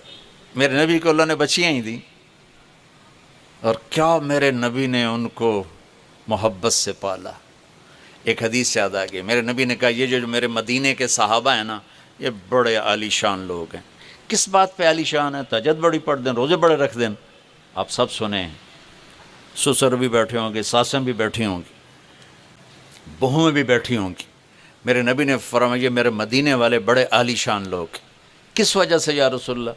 کہا یہ جب کسی کی بیٹی کو لے آتے ہیں نا بیاہ کے، تو وہ بچی اپنے سسرال میں جا کے ایسے ہوتی ہے کہ اسے پتہ ہی نہیں چلتا میں سسرال میں ہوں یا ماں باپ کے گھر میں ہوں، اتنی محبت دیتے۔ اللہ کے واسطے اپنی معاشرت کو ٹھیک کرو، زبان کے بول محبت سے بھر لو، ان کو شہد لگا لو، گالیاں طعنے طنز نکال دو اللہ کے واسطے۔ میں آپ کو نہیں کہتا ہوں اتنے نفل پڑھو، اتنے تہجد پڑھو، اتنے نفلی روزے رکھو، اتنے حج عمرے کرو۔ محبت محبت محبت، اس بول سے محبت پیدا ہوتی ہے، اسی بول سے نفرت پیدا ہوتی ہے۔ اولاد کو عزت دو، پھر عزت واپس آئے گی۔ یہ میرے نبی کا گھر، اور یہاں یہ ہماری بہن بیٹھی ہیں، یہاں میرے نبی کی بیٹی کا گھر حضرت فاطمہ، 4 قدم دا فاصلہ ہے۔ آنا جانا کبھی کبھی نہیں، ہر روز یا دوسرے دن تیسرے دن۔ اور میرے نبی کا پروٹوکول کیا تھا بیٹی کے لیے؟ آپ زمین میں کبھی بیٹھے ہوتے تھے، کبھی آپ چیئر پہ ہوتے تھے، کرسی تھی میرے نبی کے گھر میں، کبھی آپ چارپائی پہ۔ جب جنت کی عورتوں کے سردار گھر میں انٹر ہوتی وہ دروازہ اور یہ میرے نبی بیٹھے ہیں، تو آپ آگے نہیں آنے دیتے تھے، ایک دم کھڑے ہو جاتے تھے اور بھاگ کے آگے جاتے تھے تیزی سے، اور جا کر اپنی بیٹی کا ہاتھ پکڑ لیتے تھے، پھر ان کا بیٹی کا ہاتھ چومتے تھے، پھر ہاتھ پکڑے پکڑے پکڑے پکڑے پہلے بیٹی کو بٹھاتے پھر خود بیٹھتے تھے۔ ہمارا ہندو معاشرہ ہے، ہندوستان میں اسلام آیا عبادت کی حد تک، معاشرت کو ٹچ نہیں کر سکے۔ ہماری معاشرت ہندوانہ ہے۔ میں ایک دفعہ اپنے استاد محترم رحمۃ اللہ علیہ مولانا جمشید صاحب کے لیے شہد کی بوتل اس لیے شہد کی بوتل 10 روپے دی آئی۔ میں نے کہا حضرت یہ آپ کے لیے ہدیہ لایا ہوں شہد۔ کہنے کہ کہاں سے لائے ہو؟ میں نے کہا جی میرے اپنے باغ کا ہے۔ سنو آپ، میرے استاد کہنے لگے تیرے باپ نے اپنی بہنوں کو زمین میں سے حصہ دیا تھا؟ تیرے باپ نے اپنی بہنوں کو زمین میں سے حصہ دیا تھا؟ یعنی اگر دیا تھا تو پھر یہ شہد لیتا ہوں، اگر نہیں دیا تھا پھر زمین ہی حلال نہیں تو شہد کیوں حلال ہے؟ میں کہا استاد جی اللہ کا شکر ہے میرے باپ کی بہن ہی کوئی نہیں تھی، بس 2 بھرا موجہ نال ونڈ لی آپس وچ۔ کہنے لگے اچھا تیرے دادے نے اپنی بہنوں کو حصہ دیا تھا؟ میں نے کہا حضور میں اس کو پیدا ہی نہیں ہوا تھا، مینوں پتہ ہی کوئی نہیں، میں تو دادے نو ویکھیا ہی کوئی نہیں۔ تو کہنے لگا ٹھیک رکھ دو۔ اتنی احتیاط، کوئی چور چوری کر جائے آپ تھانے میں رپٹ کرا دیتے ہیں۔ جن بھائیوں نے بہنوں کا حق کھایا ہوا یہ چور نہیں ہے؟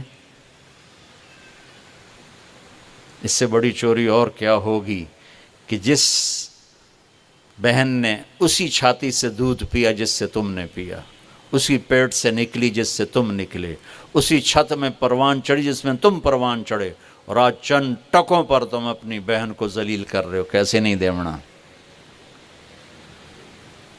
چھوڑ جاؤ گے ٹک حرص و حوث کو چھوڑ میاں، مت دیس بدیس پھرے مارا، قزاق اجل کا لوٹے ہے دن رات بجا کر نقارا، کیا بدیا بھینسا بیل شتر، کیا گونی پلہ سر بھارا، کیا گیہوں چاول موٹھ مٹر، کیا آگ دھواں اور انگارا، سب ٹھاٹھ پڑا رہ جائے گا جب دلاد چلے گا بنچار۔ میں ہمیشہ معاشرت کو بیان کرتا ہوں کہ یہ ختم ہو چکی ہے۔ دیکھو میرے نبی کی حدیث سنو، آپ نے کہا ما تزوجت وما زوجت الا بوحی من السماء نزل به جبریل۔ دیکھو لوگوں میں نے شادیاں کی اور بیٹیوں کی شادیاں کی، پہلے اللہ کی وحی آئی پھر میں نے قدم اٹھایا۔ حضرت فاطمہ رضی اللہ تعالیٰ عنہ کا رشتہ مانگنے آئے ابو بکر، آپ نے انکار کر دیا۔ حضرت عمر رشتہ مانگنے آئے، آپ نے انکار کر دیا۔ تو عبد الرحمن بن عوف رضی اللہ تعالیٰ عنہ نے مولا علی کو کہا کہ آپ جائیں، آپ کا ہو جائے گا۔ کہنے لگے میں تو بہت غریب ہوں، مجھے دے دیں گے؟ کہا ہاں تم جاؤ۔ تو آپ تشریف لائے، 21 برس عمر تھی۔ تو آ کر بیٹھے تو آپ نے پوچھا علی کیسے آئے؟ تو شرم کی وجہ سے بول نہیں سکے۔ پھر آپ نے خود ہی کہا لگتا ہے فاطمہ کے رشتے کے لیے آئے ہوگے؟ انہوں نے کہا جی۔ اب دیکھو وحی آ چکی ہے، جبریل آ چکا ہے کہ فاطمہ علی کے لیے آسمانوں پہ طے ہو چکی ہے، اور میرے نبی نے کہا انشاءاللہ، انشاءاللہ اللہ کے واسطے میری فریاد سنو، انشاءاللہ کہہ کر اٹھ کے چلے گئے۔ بیٹی فاطمہ جیسی ہو، باپ محمد مصطفیٰ جیسا ہو، اور وہیں بیٹھے بیٹھے ہاں نہیں کر رہا، کیوں؟ اور جبریل آیا بیٹھا جی اتنے ہی کرنا ہے، سبق دینا تھا۔ تو آپ گھر گئے، بیٹی کو بلایا کہ بیٹی فاطمہ علی کا رشتہ آیا، ہاں کر دو، ہاں کر دو۔ سبحان اللہ، جب جبریل آ چکا ہے پھر پوچھنے کی کیا ضرورت ہے کہ شادی بچی کی ہے، بچے کی ہے۔ اگر وہ کہتی کہ میں نے یہاں شادی نہیں کرنی تو اللہ کے واسطے بیٹیوں کو زندہ دفن نہ کرو، ان کی رعایت کرو، ان کے چھوٹے چھوٹے تم خواہشات پوری کرتے رہو، زندگی کی سب سے بڑی خواہش پر ان کو ذبح کر دیا۔ بیٹے کی ہر خواہش کو پورا کیا، اور جب اس کی شادی زندگی گزارنے کا وقت ہے تو اس نے اپنی زندگی گزارنی، اپنی پسند کی گزارنی۔ اپنی پسند کا اظہار کوئی نافرمانی نہیں ہے، بلکہ ہمارا انکار ظلم ہے۔ نہیں نہیں ایسی اتنے نہیں کرنی، یہ تو ارائی نہیں ہے، ایسی تو ارائیاں نہیں دیونی، جب بڈھی ہو جائے۔ میں نے اپنے بچپن میں اپنے خاندان کی کتنی بڈھیاں ویکھیاں جنہاں دی شادی نہ ہوئی، کیوں جی اسی باہر دیونی نہیں، اندر رشتہ کوئی نہیں، باہر دیتا کوئی نہیں، وہ اویں بڈھیاں مر گئیاں بغیر شادی تو حضرت فاطمہ نے ہاں کر دی۔ تو پھر آپ باہر آئے اور کہا علی جاؤ لوگوں کو بلاؤ۔ پھر وہ آئے، مسجد بھر گئی، تو آپ ممبر پر کھڑے ہوئے علی کو یہاں بٹھایا اور فرمایا کہ لوگوں مجھے میرے اللہ نے پیغام دیا ہے کہ میں اپنی بیٹی فاطمہ کی شادی علی کے ساتھ کر دوں، تو میری بیٹی فاطمہ سے قیمتی نہیں، اور میں اللہ کے نبی کے سامنے ایک گندگی کا کیڑا ہوں۔ تو جب میرا نبی عظیم الشان ہو کر قاب قوسین او ادنا ہو کر بیٹی سے پوچھ رہا ہے، تو یہ سبق دے رہا ہے طارق جمیل کو، نعیم کو، آپ کو، ان کو، کہ پوچھنا کیوں ہے شرط؟ پوچھتے نہیں جا کے بچی قبول نہیں کرواتے؟ اگر وہ کہہ دے نہیں تو نکاح نہیں ہو سکتا۔ تو جس نے قبول کرنا ہے وہ کہتی میں یہاں نہیں کرنا چاہتا، نہیں اتھے ہی کریں گے، اتھے ہی کریں گے۔ قبول کا مطلب ہے میں نے اس سے ساری زندگی کے لیے ہر کمی اور خوبی کے ساتھ قبول کر لیا۔ یہ لفظ اتنا ضروری ہے کہ اس کے بغیر نکاح نہیں ہوتا۔ جی اس سے بھی نہیں ہوتا، اس سے بھی نہیں ہوتا، میں نے قبول کیا، یہ کہنا پڑتا ہے۔ ہمارے گاؤں میں، ہمارے نہیں یعنی ہمارے دوست کے گاؤں میں ایک بچہ تھا، وہ کلینڈر لگ گیا بسوں میں، چھوٹی عمر میں بس صاف کی تھی، ٹائر صاف کیتے، ڈرائیور نو چاہ پیوائی، مٹھیاں بھریاں، زندگی جوان ہویا۔ اب وہ جو کنڈکٹر ہوتے ہیں وہ بسوں کو ریورس کراتے ہیں، اور آگے جب رش ہوتا ہے تو کہتے ہیں استاد جی کٹ لو، استاد جی آن دیو، استاد جی جان دیو، یہ ایک محاورہ بن جاتا ہے ان کا۔ اس کی شادی ہو رہی تھی، مولوی صاحب پوچھا فلانے دی دیت ہے اتنا ماہر تے تیرے نکاح دے تو قبول کیتا؟ آندا جی آن دیو۔ اس کا بھائی پاس بیٹھا تھا، اس کو یوں کیا، آندا جی جان دیو۔ انہوں نے کہا آن دیو جان دیو دا کام نہیں ہے، آنکھ میں قبول کیتا۔ بھائیو اپنے بچوں پہ رحم کرو، اپنی بچیوں پہ رحم کرو، ان کی رعایت کرو، ان کا خیال کرو، ان کی پسند ناپسند کا خیال کرو، تمہارے غلام بن جائیں گے۔ تمہارا سب سے بڑا سرمایہ تمہاری اولاد ہے۔ اگر انہیں آپ چاہتے ہو کہ آپ کے مرنے کے بعد بھی آپ کی قبروں پہ جایا کریں تو انہیں محبت دے کے جاؤ، انہیں پریشرائز کر کے مت جاؤ۔ تو دلوں سے تمہارے نوکر جھولیاں اٹھا کے تمہیں دعائیں دیں گے اگر ان کو تھوڑی سی محبت۔ غریب دا تو دل ویسے ہی بڑا کمزور جہا ہوندا ہے، ایک میٹھا بول دے تو قربان ہو جاتا۔ تو بھائیو میری بہنوں، اپنے رمضان کو اور پوری زندگی کو قیمتی بناؤ، اس دل کو محبت سے بھر دو۔ اللہ کا فضل سنا رہا ہوں، دنیا کے 7 ارب انسان ہیں، میرے دل میں کسی کی نفرت نہیں، میری صرف تعریف نہیں ہوتی، مجھے گالیاں بھی پڑتی ہیں، مجھے کافر بھی کہتے ہیں، مجھے زندیق اپنے ہمارے مسلک کے ایک بڑے علامہ صاحب نے کہا وہ تو زندیق ہے، لیکن اللہ کی قسم میرا دل سب سے صاف ہے۔ یہ نہیں کہ مجھے تکلیف نہیں ہوتی، میں رات کو جب لیٹتا ہوں میں کہتا ہوں یا اللہ میں نے اپنے دل کو سب سے صاف کیا۔ یہ مستورات بیٹھی ہیں، اب صبح روزانہ پہلا کام کرواتی ہیں گھر کی صفائی، جھاڑو، تو کل تب جھاڑو دلوایا، اج کیوں جھاڑو، کل والا جھاڑو اج کم نہیں آ سکتا، روزانہ صاف کرو، روزانہ صاف کرو، روزانہ صاف کرو، تب گھر صاف رہتے ہیں۔ تو بھائیو دل میں بھی جالے لگتے ہیں، یہ ایک دفعہ صاف کرنے سے نہیں ہوتا، مرتے دم تک اسے صاف کرتے رہو کرتے رہو کرتے رہو، تو اللہ کی قسم بڑے بڑے اولیاء آپ کی گرد کو نہیں پا سکیں گے، چونکہ یہ آپ لوگ رب سرمایہ والے ہو، تو ایک میں ایسا سرمایہ آپ کو بتا رہا ہوں کہ میرے رب کی قسم بڑے بڑے اولیاء ابدال بھی آپ کے قریب نہیں پہنچ سکیں گے کہ دل کو نفرتوں سے پاک کر دو۔ جس نے زیادتی کی ہے جاتے نو معاف کیت، جس نے ظلم کیا ہے جاتے نو معاف کیت، جس نے برائی چاہی ہے اچھائی چاہو، تو پھر آپ دیکھنا آپ کتنی ایک پاور بنتے ہیں، کتنی طاقت بنتے ہیں۔ تو میں یہ آخری میرا پیغام ہے کہ آؤ ہم امت بن کے رہیں، محبت سے چلیں، ایک دوسرے کو عزت دیں، رشتوں کی قدر کریں، اولاد پہ ایسا پریشر نہ ڈالیں کہ وہ ان کے اندر میں نفرت پیدا ہو جائے، بیوی کو ایسا ذلیل نہ کریں کہ وہ الگ بیٹھ کے آنسو بہائے، بیوی خامند کے ساتھ ایسی بدتمیزی نہ کرے کہ وہ مر جانے کی تمنا کرے، ماں باپ سسرال ساس سسر بہو پہ ایسا پریشر نہ ڈالیں کہ اس بیچاری کی زندگی اجیرن ہو جائے، ماں باپ بیٹی کی شادی کرنے کے بعد اسے خامند کے حوالے کریں، پیچھے سے ڈکٹیشن نہ دیں، ورنہ اپنی بیٹی کا گھر، کتنے بچیوں کے گھر برباد ہو گئے کہ وہ نادان ماں باپ کی سنتی رہیں، خامند کی سنی نہیں، گھر ٹوٹ گیا۔ شادی کے بعد سب سے بڑا حق لڑکی پہ خامند کا ہوتا، اس کا حق ہے، باقی کوئی حق اس پر نہیں ہے، نہ خامند کے ماں کا، نہ باپ کا، نہ بہن کا، نہ بھائی کا۔ لیکن یہاں تو ایک ظلم و ستم ہے۔ اللہ تعالیٰ نے مجھے ایک اچھے گھر میں پیدا کی، خاندانی لحاظ سے بھی اور دنیاوی لحاظ سے بھی، گھر میں نوکر نوکرانیاں بھرے ہوئے اللہ کے فضل و احسان سے۔ میری شادی ہو گئی، ٹھیک، شادی تے فیصلہ آباد ہوئی، اور میری بیوی شہر دی، میں جانگلی دیہاتی اردو ملتان۔ کلچر بتا رہا ہوں، میری ماں ساری زندگی شوق سے چولہے پہ گئی تو گئی، ورنہ نوکر ہوتے تھے، نوکرانیاں ہوتی تھیں۔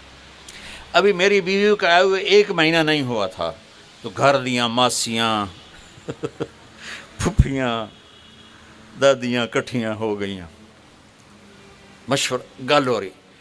میں نے پہلے آپ کو اپنا کلچر فخر کی وجہ سے نہیں سنایا، یہ اگلی بات میری وزنی ہو جائے اس لیے سنایا ہے کہ اللہ تعالیٰ نے وسعت دیا، اور گھر میں نوکر نوکرانی، اور میری بیوی آئے ہوئے اس کی عمر 16 سال، اور وہ ہماری زبان بھی نہیں جانتی تھی، وہ بیچاری ایسے پاگل بن کے بیٹھی رہتی تھی، ارڑیوں میں پریڑیوں میں، ایک ہی ہوندہ ہے ارڑیوں میں پریڑیوں میں۔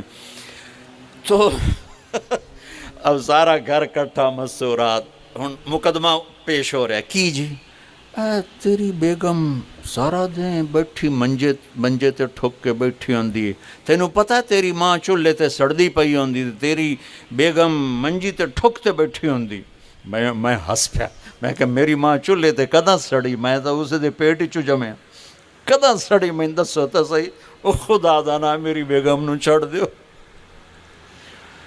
او میری ماں نو تو پتہ ہی نہیں پکاونا کیویں۔ یہ میرا کلچر ہے، یہ ہمارا دیس کا کلچر ہے، اسے اسلامی کلچر بنا۔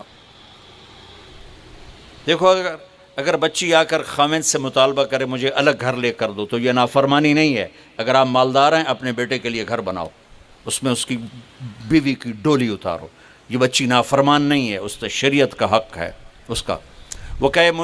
وہ کہتا نہیں میرے پاس تو اتنے پیسہ نہیں، تو پھر ایسا کرو کرائے پر لے کر دے دو۔ وہ کہتا نہیں مجھے اس کی بھی گنجائش نہیں، تو پھر اس بیوی کا حق واجب 1 کمرہ، 1 ٹوائلٹ، 1 کچن، یہ اس آنے والی بچی کا حق واجب ہے کہ اس کو آئسولیشن چاہیے، وہ باہر سے آئی ہے، تھوڑی اس کو اپنی تنہائی میں راحت چاہیے، لہٰذا یہ حق کے واجب ہے، ایک کمرہ ہو، ایک ٹوائلٹ ہو، ایک کچن ہو۔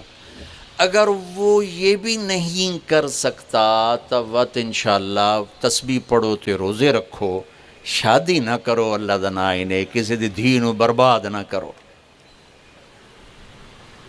نہیں تو میری ماں دے اگو بول ہی نہیں سکنی، تو میرے پیو دے اگو سر نہیں چاہ سکنی۔ ارے بھائیو، اللہ کے واسطے ہندو معاشرت سے باہر نکلو، ہندو معاشرت سے باہر نکلو، ہندو معاشرت سے باہر نکلو۔ محبتیں پھیلاؤ، محبتیں سیکھو، اللہ کی قسم صرف فرض پورے کر دو نا، بڑے بڑے نفلوں والے تمہارے پیچھے پھرتے ہوں گے قیامت کے دن۔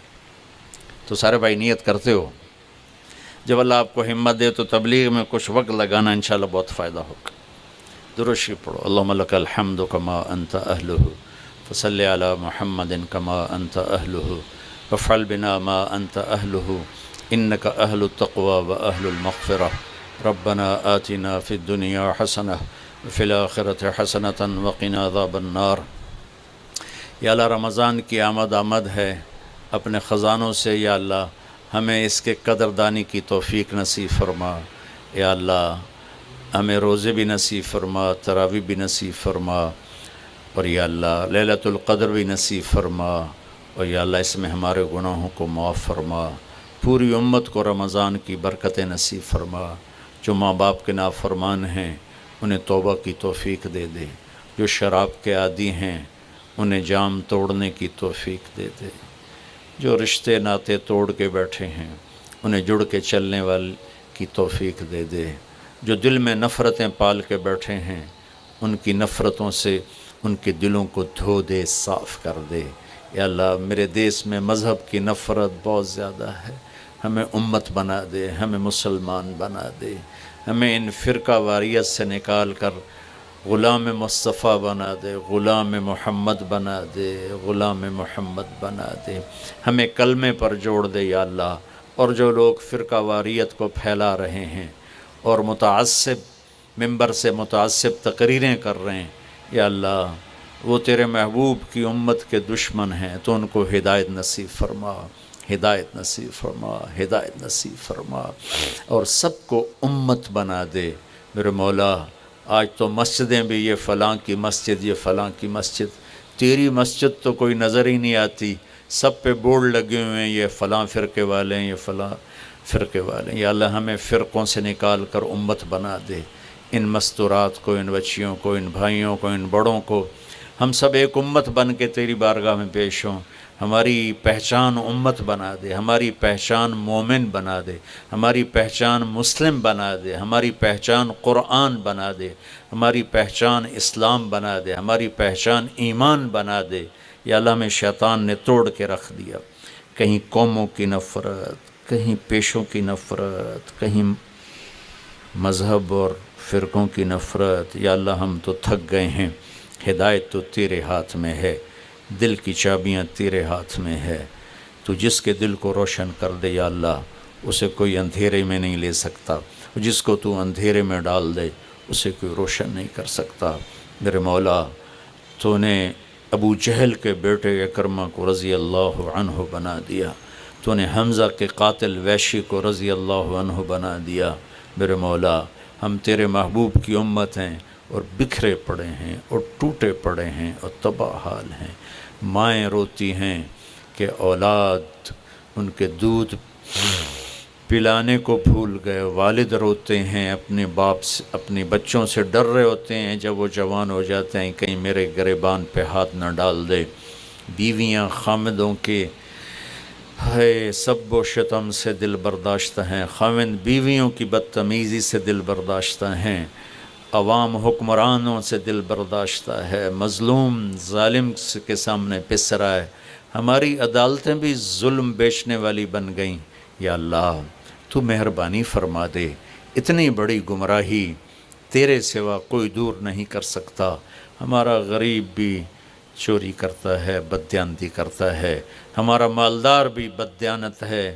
یا اللہ اپنے حبیب کے صدقے اس امت کو سچ نصیب فرما، دیانتداری نصیب فرما، اولادوں کو ماں باپ کی ٹھنڈک بنا، خاوند کو بیوی کی ٹھنڈک بنا، بیوی کو خاوند کی ٹھنڈک بنا، اولاد کو ماں باپ کی آنکھوں کی ٹھنڈک بنا، ماں باپ کو اولاد کی آنکھوں کی ٹھنڈک بنا، مالداروں کو غریبوں کے لیے رحم دل بنا دے، نوکروں والوں کو نوکروں کے لیے رحم دل بنا دے، زبان کے بول کی کڑواہٹ کو نکال کے مٹھاس نصیب فرما دے، آپس کی نفرتوں کو محبت میں تبدیل فرما دے، آنے والے رمضان کی ہمیں یا اللہ اکرام اور اس کے استقبال کی توفیق دے، ہمارے روزے پورے ہو جائیں، ہماری تراویح پوری ہو جائے، جو آپس میں لڑے ہوئے ہیں رمضان آنے سے پہلے ان کی صلح کرا دے تاکہ ان کے روزے قبول ہو سکیں، جن کے دلوں میں نفرت کینہ ہے اس کو دھو دے، صاف کر دے، تاکہ تیری رحمت کی چھاؤں میں وہ سب لوگ آ جائیں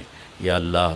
یہ سارے آنے والے بھائی بہن، یہ سب یا اللہ وسعت کشادہ لوگ ہیں، لیکن تیری بات کے لیے اتنے جمع ہوئے ہیں، تو ان کو اپنے خزانوں سے جزائے خیر نصیب فرما، ان کو اپنے خزانوں سے جزائے خیر نصیب فرما، انہیں ان کی اولادوں کو آباد شاداب نہال فرما، کوئی کسی قسم کی پریشانی میں ہے تو اسے دور فرما، جو بیمار ہو گئے ہیں انہیں اپنے خزانوں سے صحت کاملہ نصیب فرما، جن کے بچے بچیوں کے رشتے نہیں ہو رہے ان کے غیب سے بہتر رشتے مقدر فرما، جو سود میں پھنس گئے انہیں اس سے نکال لے، جو قرضوں میں جکڑے گئے انہیں اس سے نکال لے، اور یا اللہ جو ہمارے عزیز مر کے تیرے پاس آ گئے ان کی قبروں کو ٹھنڈا فرما دے، روشن فرما دے، اور یا اللہ جب ہمارے جانے کا وقت آئے تو ایمان کی سلامتی صحت عافیت کے ساتھ ہماری واپسی مقدر فرما، یا اللہ ہمیں دکھ دردوں والی موت سے بچا، یا اللہ ہمیں موذی بیماریوں والی موت سے بچا، یا اللہ ہمیں ہسپتال کی موت سے بچا، یا اللہ ہمیں حادثاتی موت سے بچا، ہنستے کھیلتے عافیت کے ساتھ کلمہ پڑھتے ہوئے اپنی بارگاہ میں حاضر ہونے کی توفیق نصیب فرما۔ ان تمام دوستوں کو جنہوں نے اس ساری محفل کا انتظام کیا ہے اپنے خزانوں سے بہترین جزا عطا فرما، یہ جو کیمرہ والے آئے ہیں، یہ جو ٹی وی والے آئے ہیں، یہ جو سپیکر والے ہیں، ان کو بھی یا اللہ اپنے خزانوں سے دنیا اور آخرت کی ہر خیر نصیب فرما، جو باہر چوکیدار پہرا دے رہے ہیں، جو یہاں پہرا دے رہے ہیں، جو کھانا بنا رہے ہیں مہمانوں کا، انہیں بھی آباد شاداب نہال فرما، اور اس جناب کلب کو یا اللہ لغویات سے بچا، اس سے خیر کا ذریعہ بنا، یہاں خیر کی محفلیں قائم فرما، شر کی محفلوں سے ان کو پاک فرما، اس کلب کو ایک مثالی کلب بنا دے جہاں سے دین پھیلے، ایسی ان کو ہمت اور توفیق نصیب فرما دے۔ یہ سب تاجر بیٹھے ہیں، ان کو سچا بنا، ان کو دیانتدار بنا، اور ان کا حشر نبیوں کے ساتھ فرما کہ تیرے نبی کا فرمان ہے سچا اور دیانتدار تاجر نبیوں کے ساتھ اٹھایا جائے گا، تو یا اللہ ان کو سچائی اور دیانتداری دے، ان کا حشر نبیوں کے ساتھ کر، اور ان کی مستورات جو تشریف لائی ہیں، اولادیں جو آئی ہیں، بچیاں آئی ہیں، بیویاں آئی ہیں، مائیں آئی ہیں، ان کا حشر بھی ان کے ساتھ انبیاء کے ساتھ فرما، اور ہم سب کو جنت الفردوس نصیب فرما۔ وصلی اللہ تعالی النبی الکریم آمین برحمتک یا ارحم الراحمین۔ السلام علیکم ورحمۃ اللہ۔ یہ کیا ہے؟